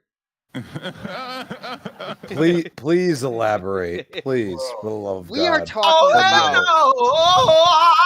Oh God, he's on a roll again. Here we go. Oh, it's back. Just so you know, that wasn't the soundboard. That was just Mega. That was just me. That was just me getting high pitched. Yes. But it seems it's okay now. It is now okay because games have been announced within the new PlayStation Plus subscription service. And it is absolutely amazing because subscription services are now good. There is no people talking about supporting the developers and the publishers anymore. And there are people actually claiming that this is a better deal than Game Pass. Now, I will throw something out there real quick. When it comes to these games for PlayStation Plus, which is a multi-tiered system, they haven't put any games day and date. And day and date means when their first party game comes out, or it could be third party as well. But when a game comes out, it automatically goes into that subscription service. When we look at Game Pass, we know all of Xbox's first party will go into Game Pass day and date. And I think that is one of the biggest hooks when it comes to Game Pass, that when these games do drop, games like Forza Horizon 5, games like Halo Infinite, we looking forward to Starfield, Redfall, Avowed, Hellblade 2, Forza Motorsport, like you name all the games that they're developing right now, and they will be in Game Pass day in date. Now, PlayStation Plus, they haven't done it, and I'm going to say yet. All right? Because here's the thing. I'm looking at the list right now, and I did share the link in the DM to you guys if you guys want to take a look at it as well. I'm looking at PlayStation Studios. So when it comes to PlayStation Studios, I'm going to pull out a few of the games here. Concrete Genie, Days Gone, Death Stranding, and Death Stranding Director's Cut. So both of those. All right? So the original Death Stranding and Director's Cut. Demon Souls, Destruction All-Stars, Everybody's Golf, Ghost of Tsushima, Director's Cut, God of War, which I believe that's what, 2018? 2018? Yeah, that's 2018. Yeah. Let's see, Gravity Rush 2, Gravity Rush Remastered, Horizon Zero Dawn, Infamous First Light, Infamous Second Son, Knack, Little Big Planet 3, of course, Spider-Man Miles Morales, Medieval, Resogun, Returnal, Shadow of the Colossus, Last Guardian, Last of Us Remastered, Last of Us Left Behind, Until Dawn, Uncharted the Nathan Drake Collection, Uncharted 4, Uncharted the Lost Legacy, Wipeout Omega Collection. Basically, what we're seeing here is just about everything that Sony has put out on the PlayStation 5 and more, when you're looking at Gravity Rush and stuff like that. But everything that every first party game really, except for like Forbidden West and Gran Turismo 7. So my whole ideology here is they have put pretty much everything except for the most recent first party titles, and that tells me that's a sign to me that they will go day and date. It's just if they put, I feel like if they put Forbidden West and GT7 in there right off the bat, they would have made a lot of people pissed. My opinion on that one. But guys, you heard that, and then there's third party as well. Ubisoft Classics is gonna be in the PlayStation Plus tier system subscription system as well. Let's see, Assassin's Creed Valhalla. They got Batman Arkham Knight, Celeste, City Skylines, Control Ultimate Edition, Dead Cells, Far Cry 3 Remastered, Far Cry 4, Final Fantasy 15, of course, Royal Edition, For Honor, Hollow Knight, Guardians of the Galaxy, Mortal Kombat 11, Outer Wilds, Red Dead Redemption 2. I think that's awesome right there. That Red Dead Redemption 2 is in that. Resident Evil, Soul Calibur, South Park, Artful Escape, The Crew 2, Tom Clancy's Division. And then they got the classics, and I believe this is for the highest tier. Classics. Nothing that really jumps off the page except for like Siphon Filter. That jumps off really quick. Ape Escape, Tekken 2, Worms Armageddon, Ape Escape 2, Hot Shots Tennis, Jack 2, Jack 3. Can we just Jack stop? and Dexter. You just don't. So you're saying there's a lot of games. Yeah, there's a lot. There's a lot there. Now, again, no day and date. I think it's a pretty good deal for people, on PlayStation or whatnot. But let's see. Let's go to Crispy on this one. Crispy, what do you think about the games that have been announced so far for PlayStation Plus and their new tier system? And what do you think about people calling this a better value than Game Pass, man? Day and date. That's the big thing, man. That is the big thing, dude. I think it's coming to them though. I think it is coming to PlayStation. I'm curious, like, cause you said Horizon Forbidden West, and I'm like, okay, like they're being that's quick not about in there. it. Zero Dawn is in there. Forbidden West isn't. And it's part of the trial. Yeah. Oh, yeah. Trial. Yeah. Trial. Oh, yeah. Think about it. Mm-hmm. You got to take a trial to play Sony first party on their service, and the highest one is $18, and the one I'm playing and have had for a long time is $15, and I get every exclusive that comes out. I don't know. It's a hard argument against what I just said, isn't it? But yet people continue to try to do it. It's actually hilarious. I get, like, I just go, ha ha, what? That's just what I do now. Like, how are you arguing against this? This is probably why Xbox just continues to sell. And you can say PlayStation has a shortage and this and that. Well, why doesn't Xbox? Why is they that? put that money down to get chips, bro? Well, guess what? So the people that say, "Oh, PlayStation's to buy Xbox," you ever seen those? Those are funny. I actually love them. You know what I mean? You do realize you're talking about Sony buying Microsoft? Yeah, that's pretty dumb. Sorry, buddy. It's a little weird that people are making a big deal about it. That's the one thing I could say. It's just, I don't know.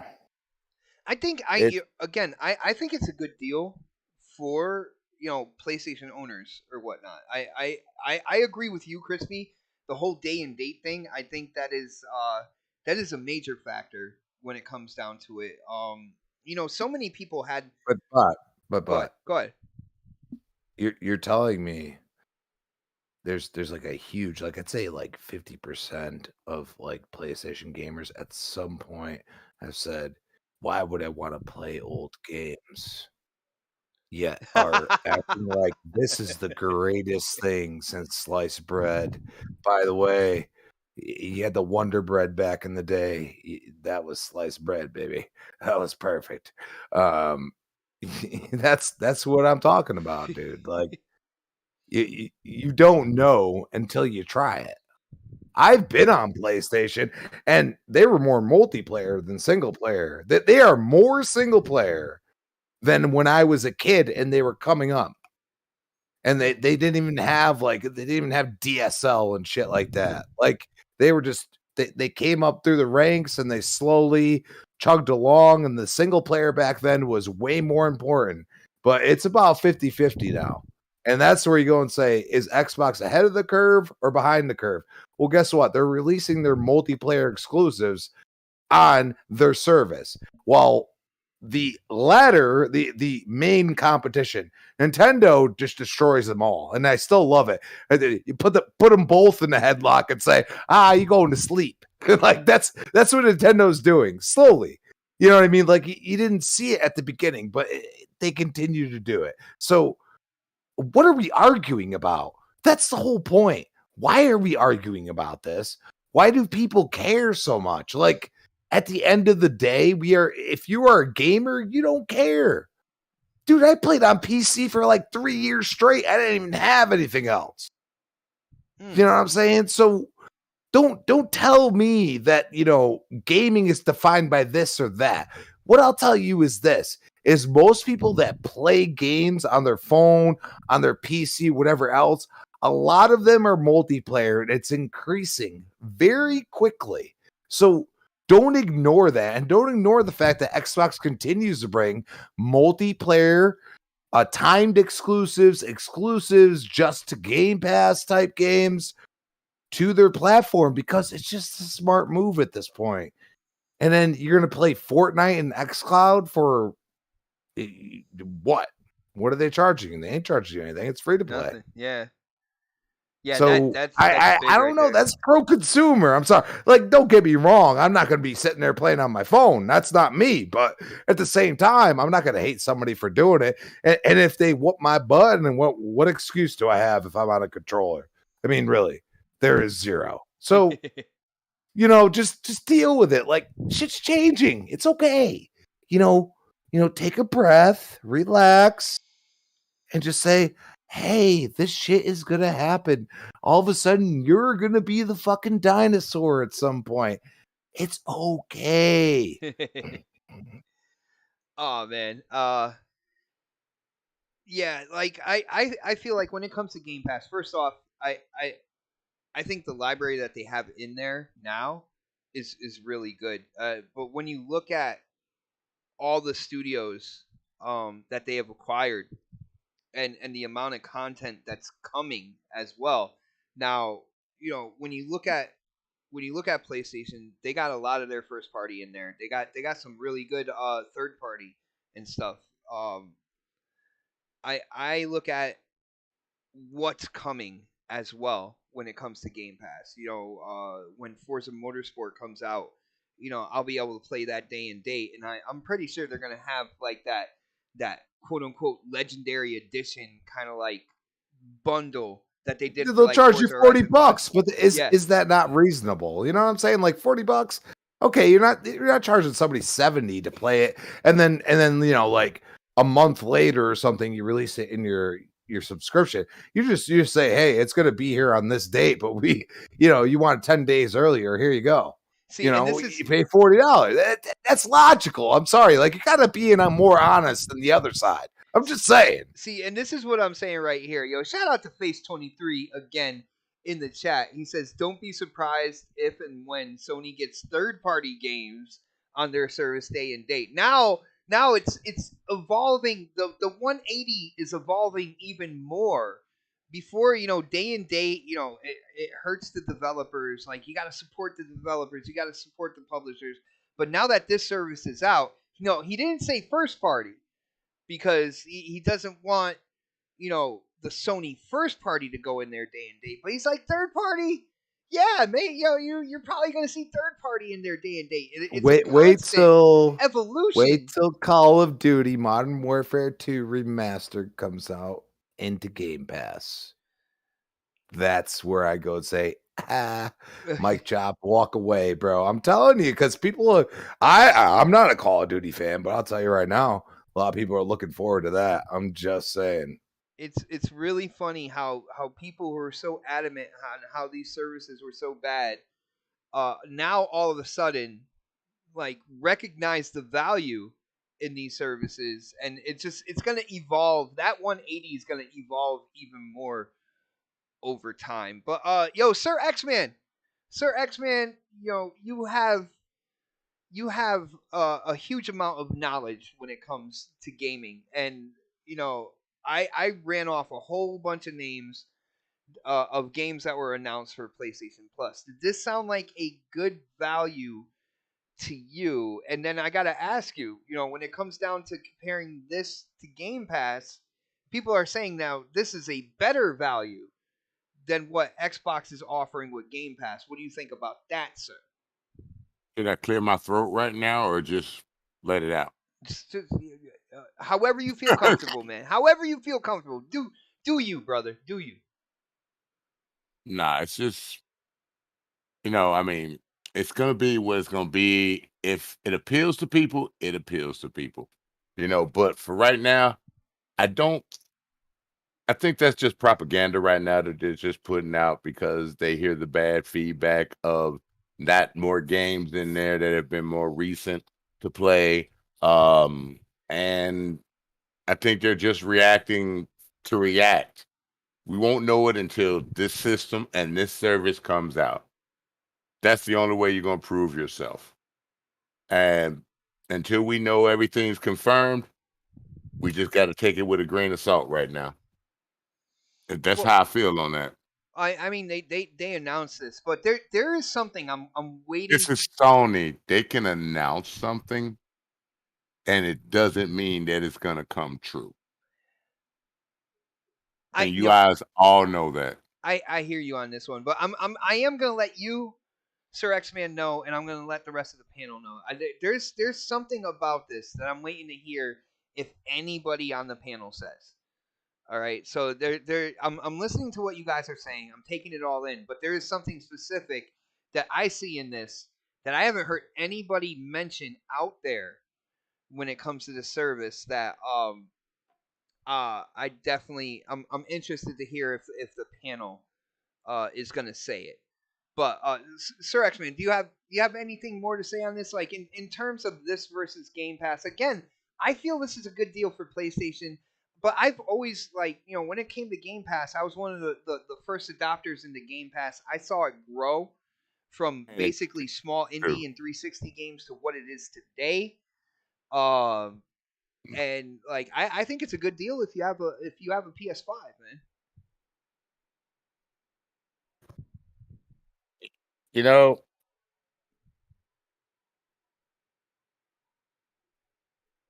Hello? hello? Yeah, I'm here. Can you hear me? Yeah. He was like, I hear what you're saying, my friend, but I mean, I'm not trying to knock anything from what they're putting out there, and I don't think it's a competitor yet. They still got a long way to go. Just like Game Pass, it took them a long time to get to where they are now. So Sony has to put in the work just like Microsoft put in the work. It's going to be shaky in the beginning for them to get to where they want to be because they're such an late adopter to this new way of gaming. So it's not going to be pretty in the beginning, but if they want to follow in the path and outdo us, they're going to have to put the work in, man. And, until we see what they really do and what it really adopts to everyone out there, we just got to wait and see. When they supposed to launch this? In July? K-Mega, do you know the date on this? June. June. That's next month then. Yeah. Then we'll get to know how the community feels about it and how it works. If it works out for them or not. Then the real feedback will pop. Then we'll know if they're keeping true to everything they said. All right, brother. All right, yo, and shout out to more said, but the truth there. You know what I'm saying? Mm-hmm. I got you, man. Definitely, I definitely got you on that. Yo, shout out to my brother Bushido. In the chat, he says, if I'm a PlayStation primary player, then yes, but the tiers are my issues. And it's funny that you say that because when it comes down to it, yeah, having 3 or 4 tiers when it comes to it, people might not necessarily know what each one entails. I feel like it takes a bit of research, when it comes, when it's all said and done, right? And some people might not know exactly which tier entails what, and yeah, that could definitely be an issue. But I'm still waiting to hear this. Don, man, you're on the show. I'm gonna take advantage of this. I'm gonna make sure you answer for every topic, bro. But Okay. all right, I gave the list of games, which I feel it's a good starting list. I feel it's a good way to kind of bust out with their revamp of PlayStation Plus. What do you think about the list of games that I was sharing with you, and what do you think about the whole this is a better people saying this is a better deal than Game Pass, because I gotta roll with Crispy on this. With the amount of first party studios and what's coming down the pipeline and all that going into Game Pass, I'm like, damn man, like this is, I already got games to play now, and I got all this new hotness coming. It's gonna be there day and date. But what do you think, bro? So it begins, right? We've been asking, when is Sony going to do this from an Xbox perspective, because we knew it was kind of coming in regards to that, and then people defended it against not needing it. Obviously, secretly they wanted it because you see the change in tone. But I would say so it begins. I don't think it's taking its final form or whatever they're going to be doing. They're going to have to refine, obviously, some of it. The big selling point on a lot of like the older backwards compatible games that are essentially upgraded, because they kind of have an upgraded sort of perspective, like kind of how Microsoft did it. But the thing is, it doesn't run natively. It runs remotely and streaming, and that is the big. That's the big thing that go, well, good it's there. I'm glad it's happy for those people, but it's not the service for me. In regards to, but as soon as they get that stuff running natively on their hardware, I would seriously think about it.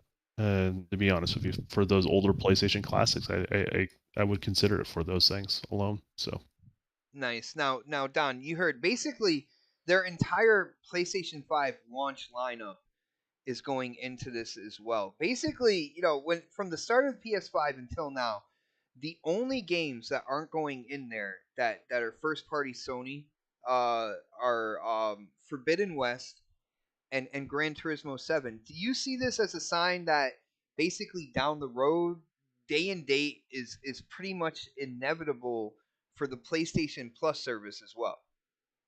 I think it will be eventually, and the reason why I say that is the numbers don't lie, right? So now that they're dipping their toe in and they're obviously doing their thing, they're going to start seeing their numbers. They're going to start comparing to what Microsoft's been doing from what they can tell from the outside. And if the numbers end up doing anything like what it's done for Microsoft, I see them doing it down the road. In regards to that, that's an area where they have to have value, or regardless of what you think of a game or anything like that, the perceived value is different between the two platforms and what you get for your money. And so that competition is going to drive. And that's one of the reasons why I'm excited for it. Even if you don't sign up for the service, they're going to start bringing competition to Microsoft and vice versa. And this stuff is only going to get better for you guys. So I don't see any downside of it. And, obviously it's a start, and I don't think that's, as I said, I don't think it's its final form. We'll see where it's at, a year or two from now. So yeah. Again, when it comes to these services, it's kind of brand new console space wise, so you'll see like the evolution. Game Pass has been around for a while now, and I seen it grow from basically small indie and 360 games into what it is now. I knew it was gonna get like this, and I know K Mega knew as well, because we were on these shows when Game Pass first came out, and people tried mocking it and saying, "Oh, look at the small games and the 360 games and this and that," and we're like, yeah, just wait, and you see what Game Pass has become and where it's going into the future. So it's interesting. It's a subscription service era has started when it comes Game to I'm Pass more has curious on become a why beast. Gran Turismo is not in there though. Because it That's just came out. It's a Oh, you're talking about service-based the game. older- It makes you're talking about total the older sense. ones. Yeah. that. no, I'm talking about I'm talking about the current one. Oh, yeah. The because older it's- ones, Yeah, or either the older ones. The older ones are not in there. they took It the makes- online away The from them. telephony is They is- took the online yeah. away from them along the way. They want Yeah, I you to wonder if play- there's some they sort of want weird you to play the new licensing one. thing. I wonder if No, there's they some want- weird licensing thing. Oh that, yeah, because Forza, they have to shut it down after so long. After about I don't know what's going on Yeah, there. but no, That's- Sony has its own music go to their games. They never really licensed any music. They put their own stuff but on it. it could be the cars though. So Now the cars. Yeah, That's there's a another lot of stuff, but that's contracts easy involved to with license. But my point is, there's a lot of contracts involved with those sort of games, and I wonder if there is some reason that's unperceived that's different on their side, or they just didn't want to do it. I don't know which one it is. I don't want to point the finger with not knowing what's going on there, but it's not like people say Gran Turismo just came out. When did it come out? In January this year? Yeah, somewhere around there. I think it was March. Came out March. Nah, no, it couldn't have. No, I think it came out GT7 earlier. came out in March. It did. Okay, so it's only a Yeah. month old. Yeah, but GT Sport, the Well, one previous to that, I believe they're still, Came out still 2018. selling. They came out 20. It was supposed to come out 2017. Came out 2018. Oh, it's sport. Yeah. Yeah. Yes, sport. There's less microtransactions. That's Yeah, what it'll be interesting. I mean, if they start seeing some of their older titles pick up some steam, while being on there, kind of like what Microsoft's been seeing. Yeah, but Don, their biggest problem is there's no online element anymore for them.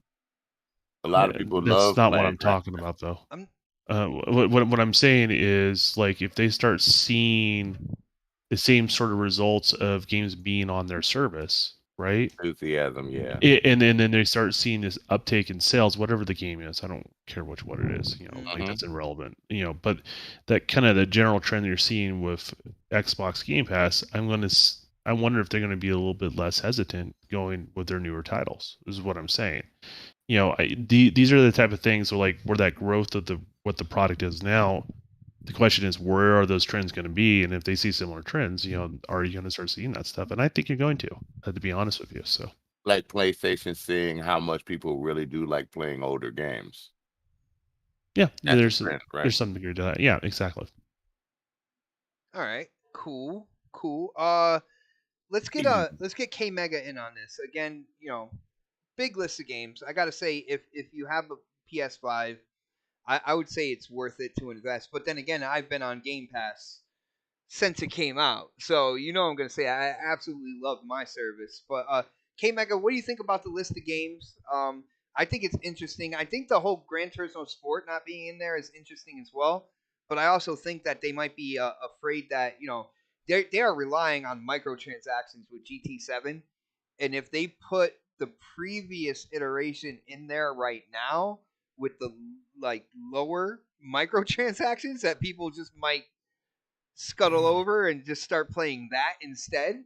I think that would be a good reason for that. But what do you think about the games that they have announced so far? And what do you think about this whole PlayStation Plus? It's a better deal. It's a better value than Game Pass, bro. I'm going to skip that second question because I'm skipping that question because it doesn't make any. I refuse to engage with you, sir. Yeah, there we go. That's what that was.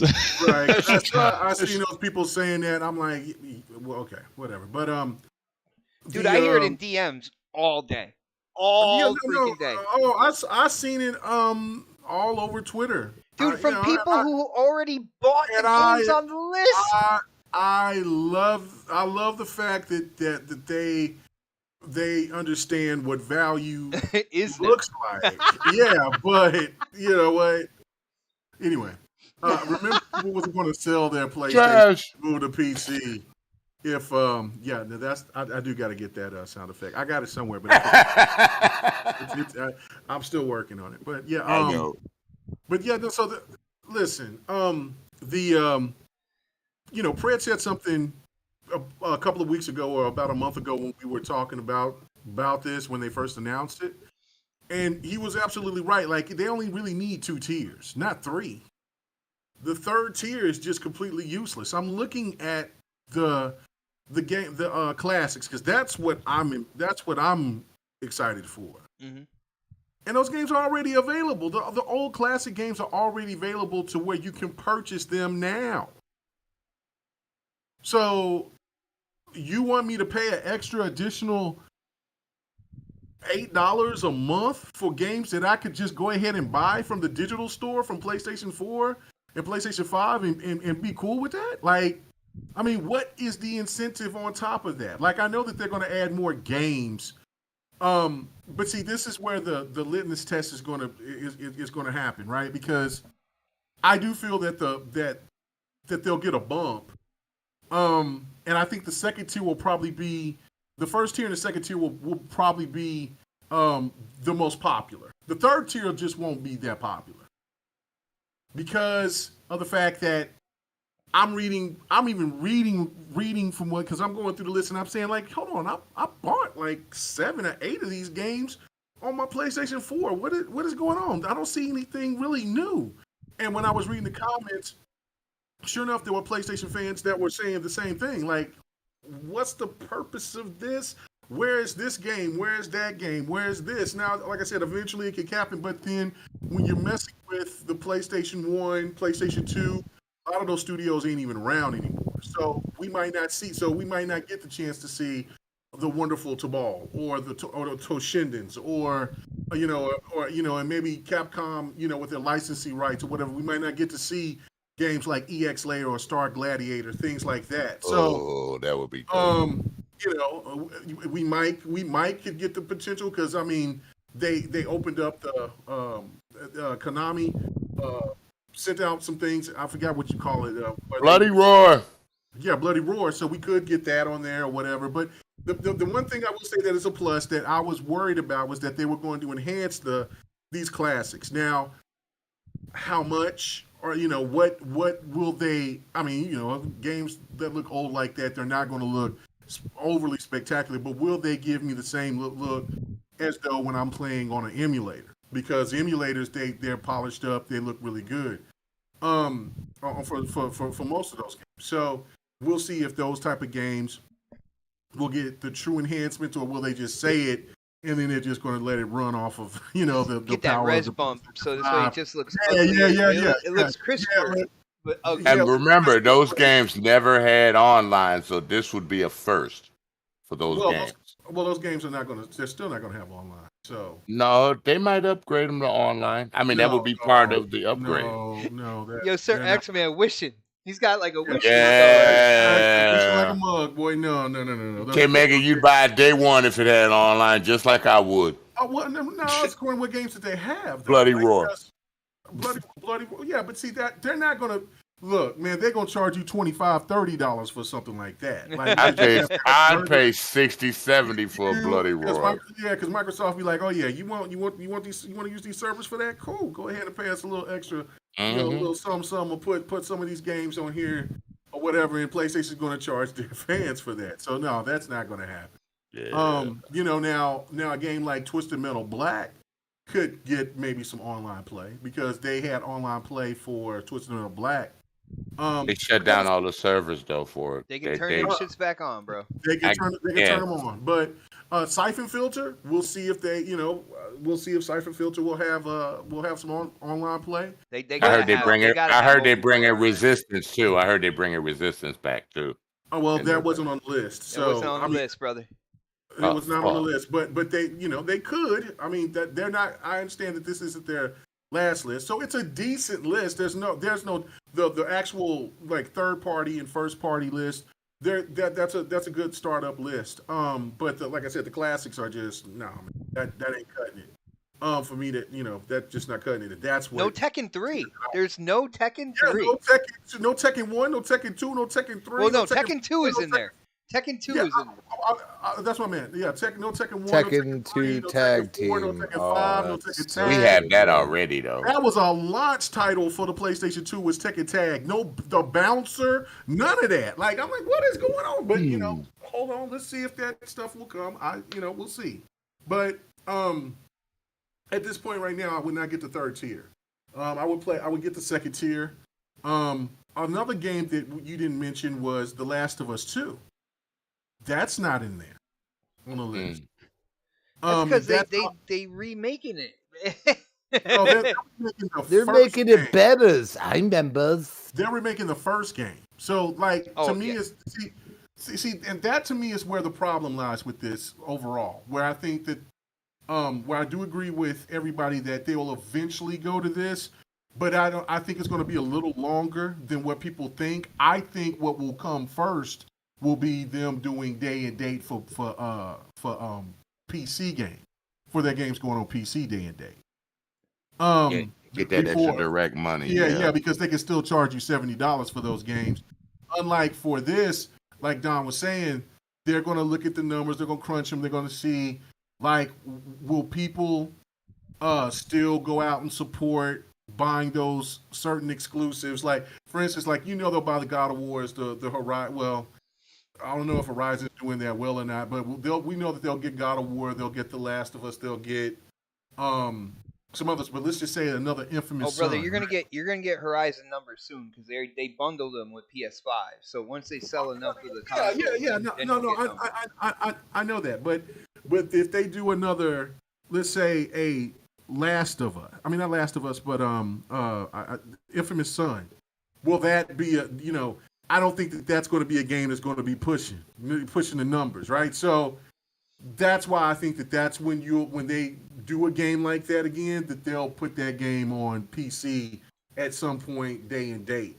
I don't know. Like the Crispy is right too. Is that the winning point for to go against your competitor is to say our games is better than Xbox games, but yet Xbox games come day and date.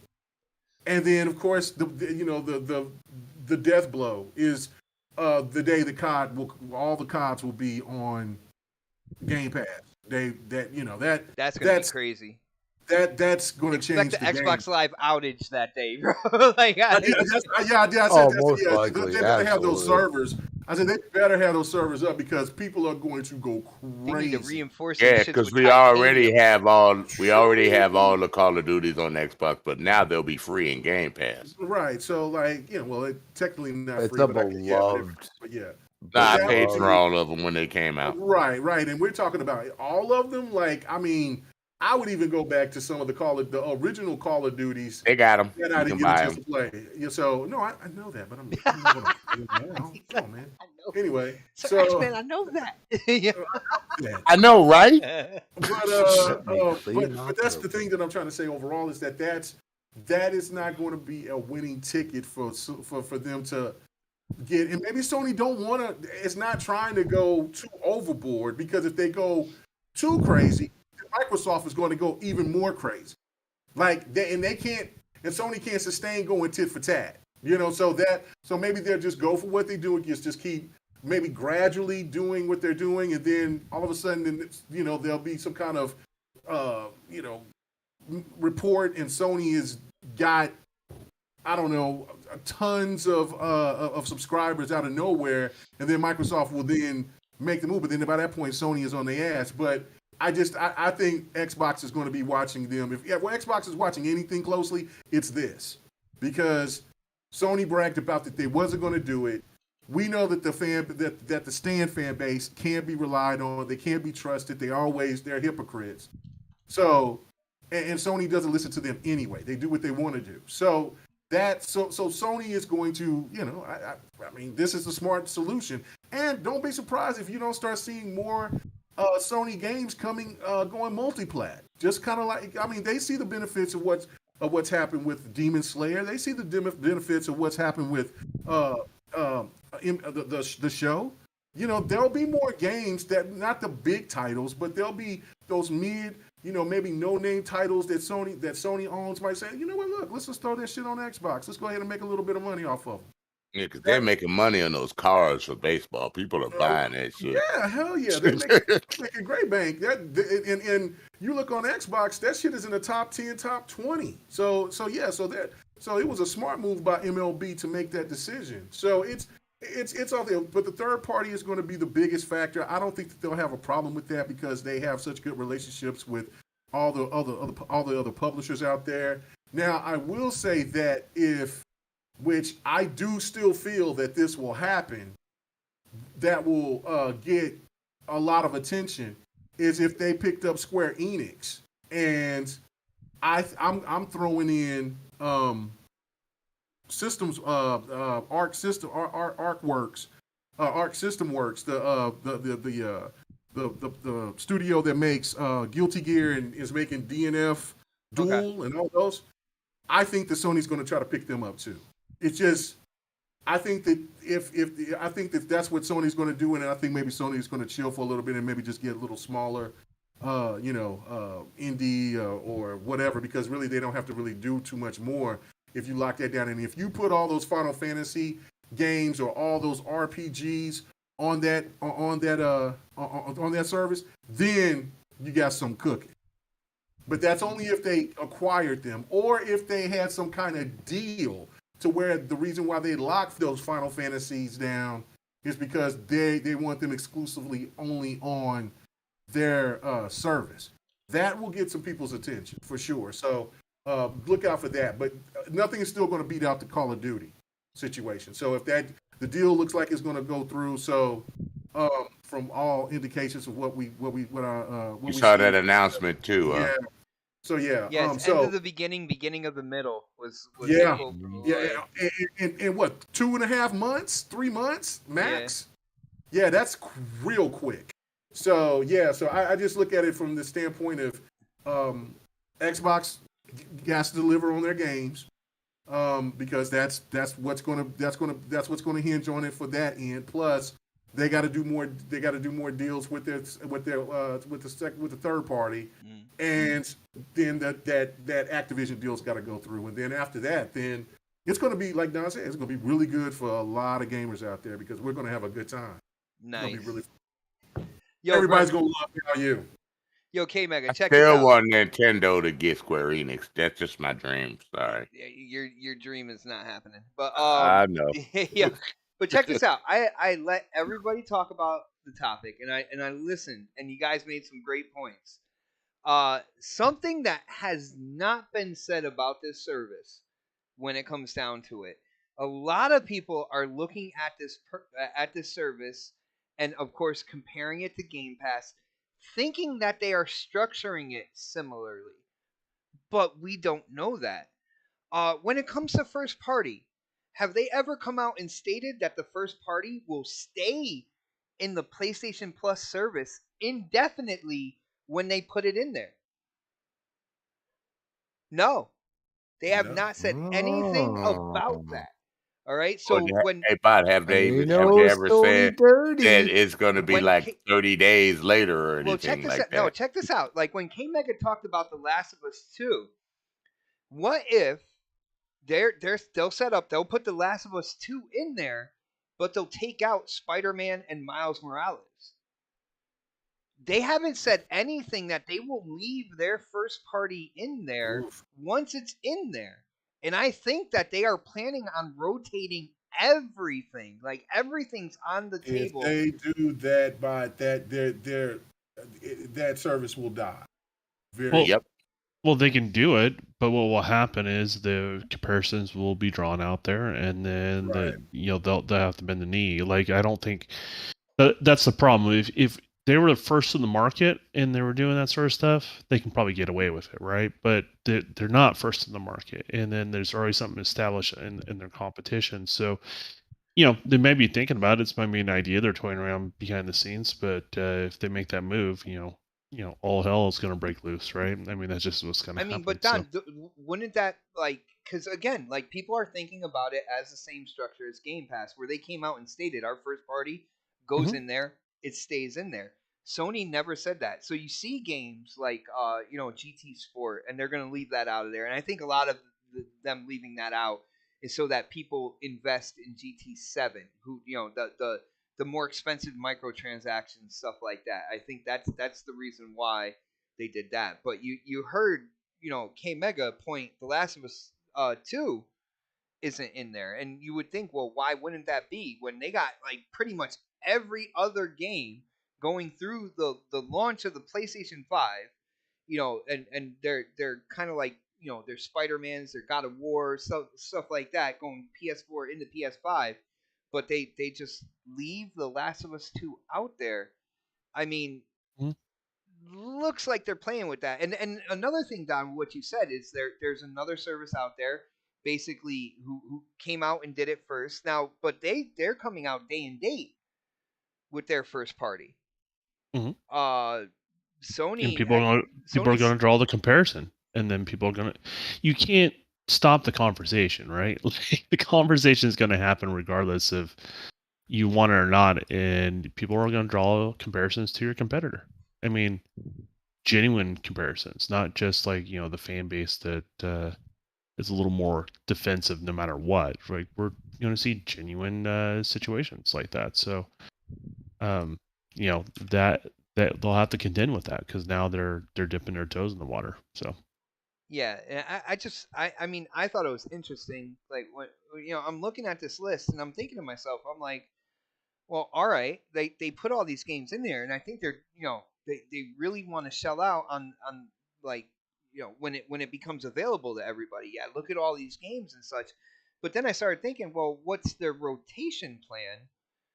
Because they never really said anything about that. Like, games going in, games coming out, and they never claimed anything like first party is going to stay in there or anything like that. I think that they're ready to rotate everything around, like everything's on the table, and they're just not saying anything.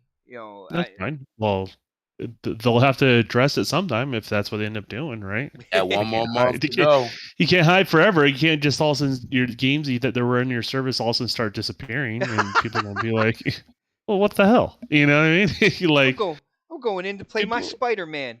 What happened? Yeah, they get on exactly. Twitter. They get on Twitter like the Spider-Man's not there. They'd be like, "Oh, well, but the Last of Us 2 is there." Like, yeah. You can avoid the conversation all you want, but eventually it'll catch up to you. There's no way around it. It's just going to happen. Right. Nice. Yeah, nice. That would be that's interesting, but I didn't put that in perspective, but that would be oof. Yeah, that would be a big foobar.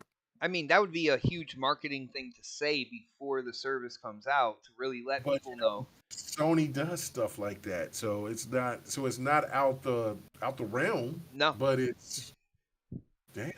Yeah, it really isn't. It's exactly up their alley, bro. Yeah. They've done it before. I've watched them do it. I've been a part of it, by the way. So I don't know, man.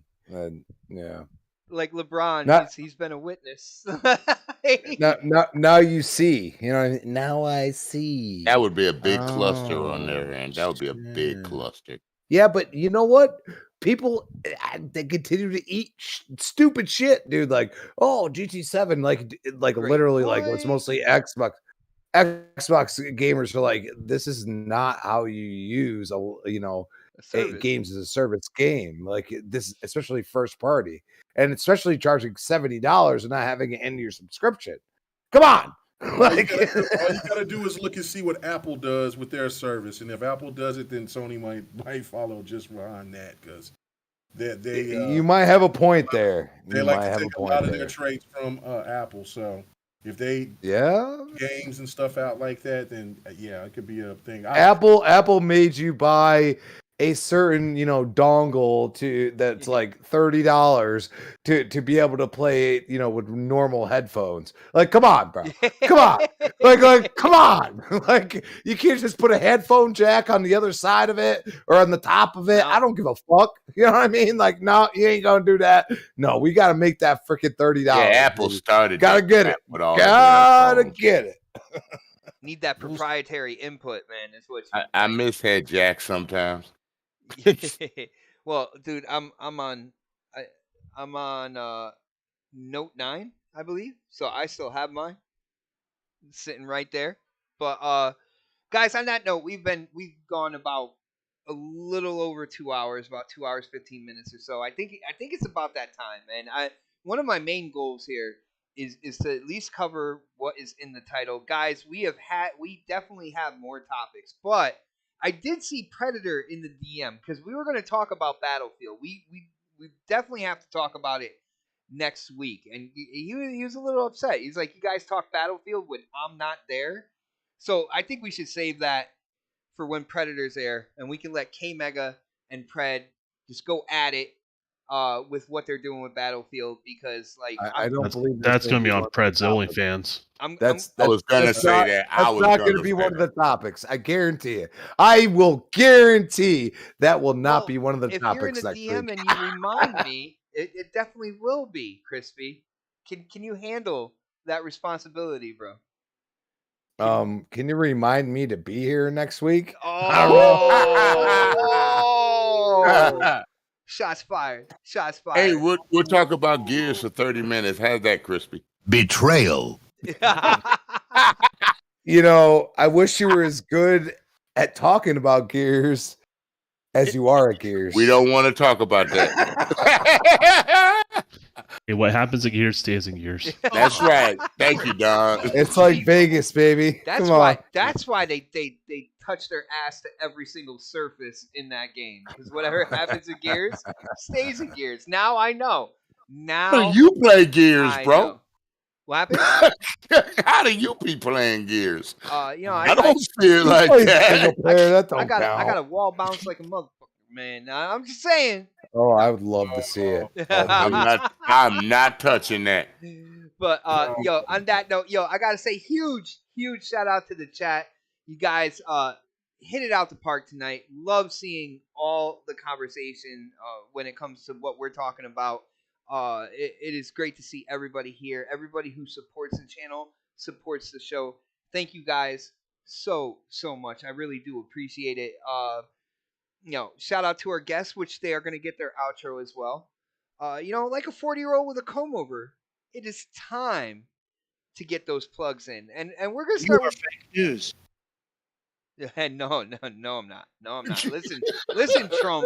All right, I can get my whole Trump thing on my phone going as well. You want to go Trump for Trump? We could do that. We could do that. I gotta download it though, so we're probably gonna have to wait till next week. Wow. But let's go. You forgot something. You got a new member. Who is that? Can you? It can't be you.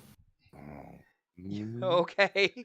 Well, shout out to the newest member of my channel, Mr. Sir X Man. He is the newest member to the channel. Now, Sir X Man, I will let you know, in the chat, when you go and click on that little happy face right there, you get a series of different emotes because you are a member. So, yo, use them.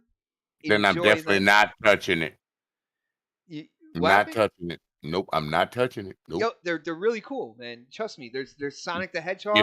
You're starting to scare me. Nope. I ain't doing it. And shout out to the newest X member. he canceled it. He canceled it right there just because. Are we on a porn website or something? No. That's Pred's department, bro. Yeah. We don't have Pred in here for that. But Subscribe to Pred's OnlyFans. He definitely want to. Yo, Dark. He's not only a member, but he's a client. Dark Optimus endorses that. Look at Dragonheart with all the emojis. Yo, B. Shout out to Doc Otter. You know what I'm saying? You know, and everybody knows it's the favorite hit that everybody loves. It's back.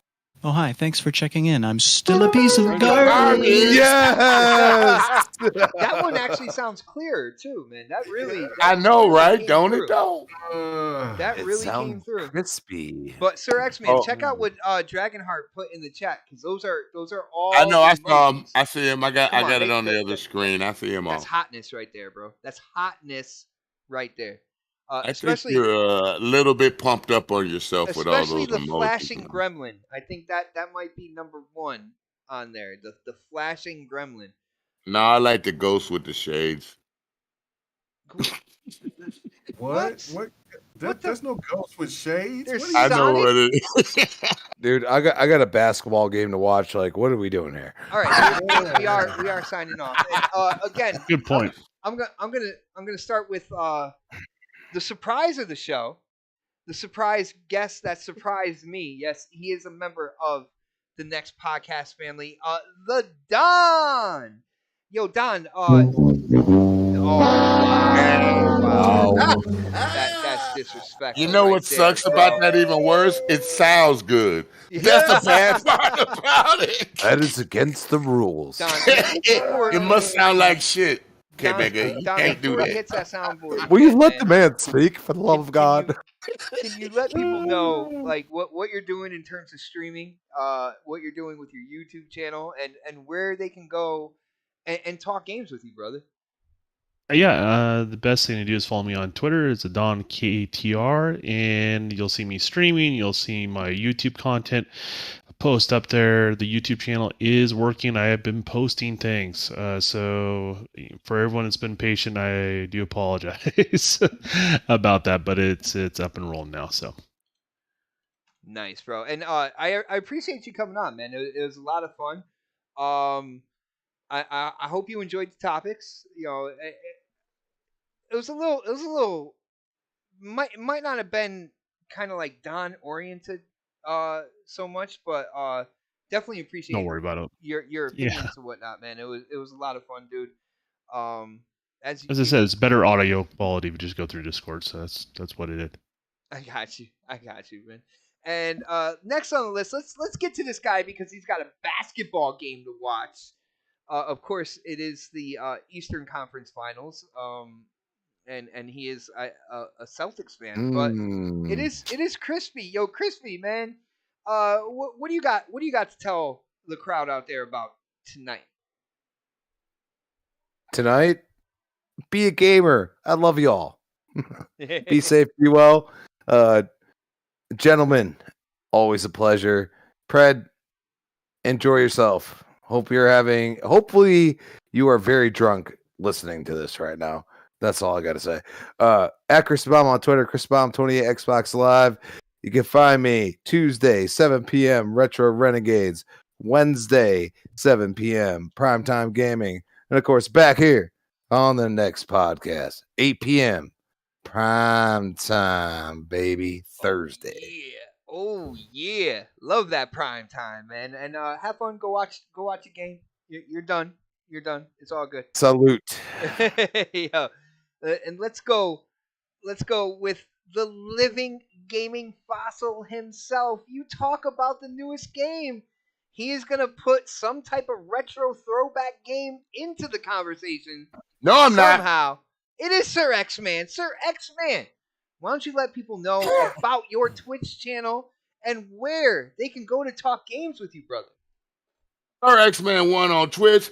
I'm in love with Shadow Warrior 3. The game came out on time.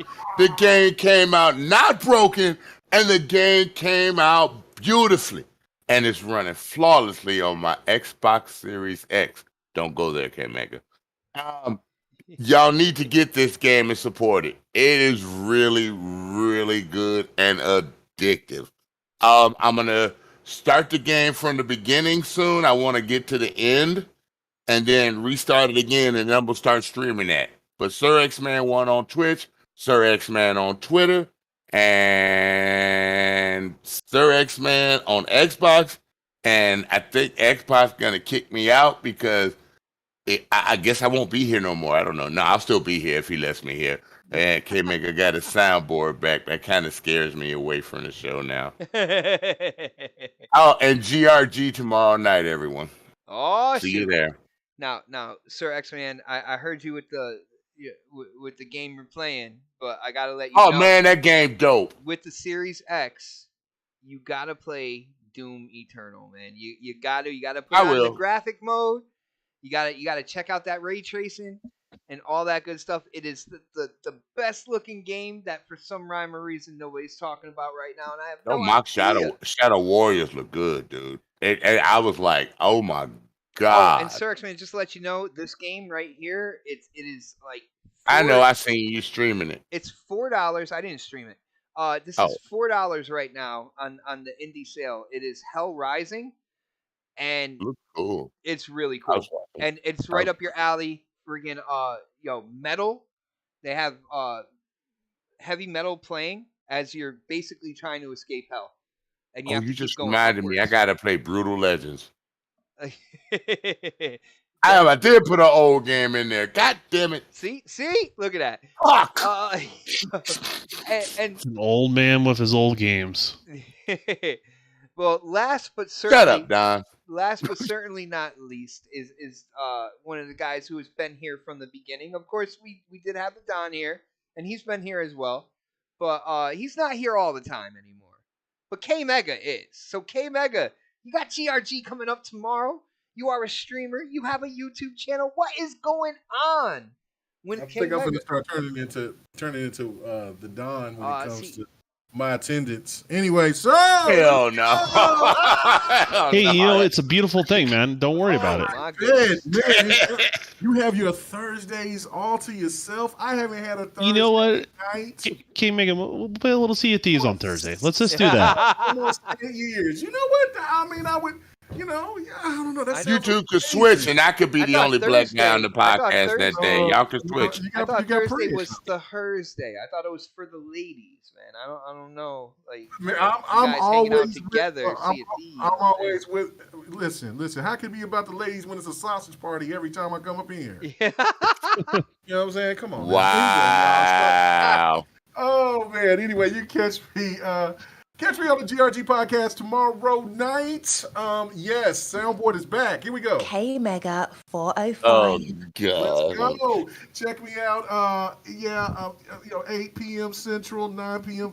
Eastern, 6 p.m. Pacific, 2 a.m. GMT time, and out there in Australia, 11 a.m. Yeah, cool. Thank you for the Australia people that told me what time it is when the show starts. Thank you. I really do appreciate it. Welcome to the Dev and Gamer Podcast. Oh my God. Thank you, Don. Thank you, Don. The Don KTR. Thank you, Don. I really do appreciate that. Yes, the Dev and the Gamer, come and check out last night's or today's episode, whichever one that the fans came and checked out. Really great discussions. Man, pretty deep. We talked about Unreal Engine 5. Compared to other engines out there, we talked about, the whole delay situation, of course, with the situation with the Xbox ambassadors, and we talked about some games, man. So, I'm really excited about Spiders Studio and what they're bringing out. You know, the Greedfall 2. I'm really excited about that. But anyway, thank you guys. I'll be back here next week like a fool without getting paid. And other than that, man, no, just having a good time, man. And Fight Night Sunday, I promise I will do Fight Night Sundays a lot early. I will start probably about 8:30 this Sunday, so Central. So if you guys want to jump in and play some fighters, come on down. We had a Killer Instinct all-nighter. We got our ass kicked by Lawrence, but it was okay, by Lawrence G. But it was fun. It was fun. So. Thank you guys. And I'll be streaming. When I start a podcast, I'm gonna get a soundboard. Say, oh my God, Kim Mack is here. Let's go. That's great. And I'll be streaming. Yeah, we'll be streaming some Halo this weekend, won't we, Don? Yeah, on Saturday. Saturday's community game night. Yeah. Bot's too antisocial, man. He don't. Dude, I was in there with J Rock and everything this past Saturday, man. Man, we played on Saturday. I went to see. No, Friday. I went to see if you guys were on, and you guys weren't online. So, I was going to invite you guys in. I do have a wife. I do need to spend some time with her. I'm just saying, I looked for you guys because I was over there being Mr. Social, social butterfly over here. You know what my wife asked me when she came home? Because now she's going back to work. So now I don't have her here with me. So it's kind of lonely. So I probably will be bugging people with videos and stuff now. So. Oh God! So I might just do a random video like, "Hell, what the hell y'all doing? I just want to talk about anything." No more lunch break booty calls is what I hear. And he's got his soundboard too. Oh Lord! Yeah. But no. So you know what she says? Did you watch Halo yet? I said no. I gotta see it tomorrow. Oh, you gotta. She said, "Oh, you doing the podcast?" And I said, she rolled her eyes and went to the. I was so hurt. So you mean after Halo is y'all booty time? What? Yeah, you ever heard about Halo and Chill? What are you talking about, man? I mean, when you look at Kai moving around a little bit, you know what I'm saying? You get a little excited. You know what I'm saying? So, you know what I'm saying? So yeah, I got a low key crush on Kai. I really do. You know what I'm saying, boy? Woo, keep that.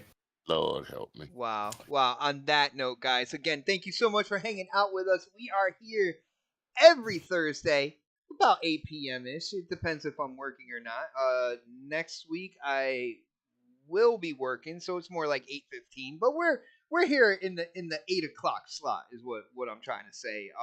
Again, shout out to everybody, all the continued support. Definitely appreciate it. If you're not following me on Twitter, definitely follow me on Twitter. It is at xbot448. You will know the name. It says right now. It says DLC Bot 448, and kind of like shout out to God of War. But on that note, guys, thank you so much for hanging out with us tonight, and we will see you next week for the next podcast. Have a great night, everybody. Hey, Crispy. He's gone. Gone. To the come zone. Welcome to the Downs, the voice of Master Chief, Spartan 117. And you're tuned in to next podcast. Now, wake me when you need me.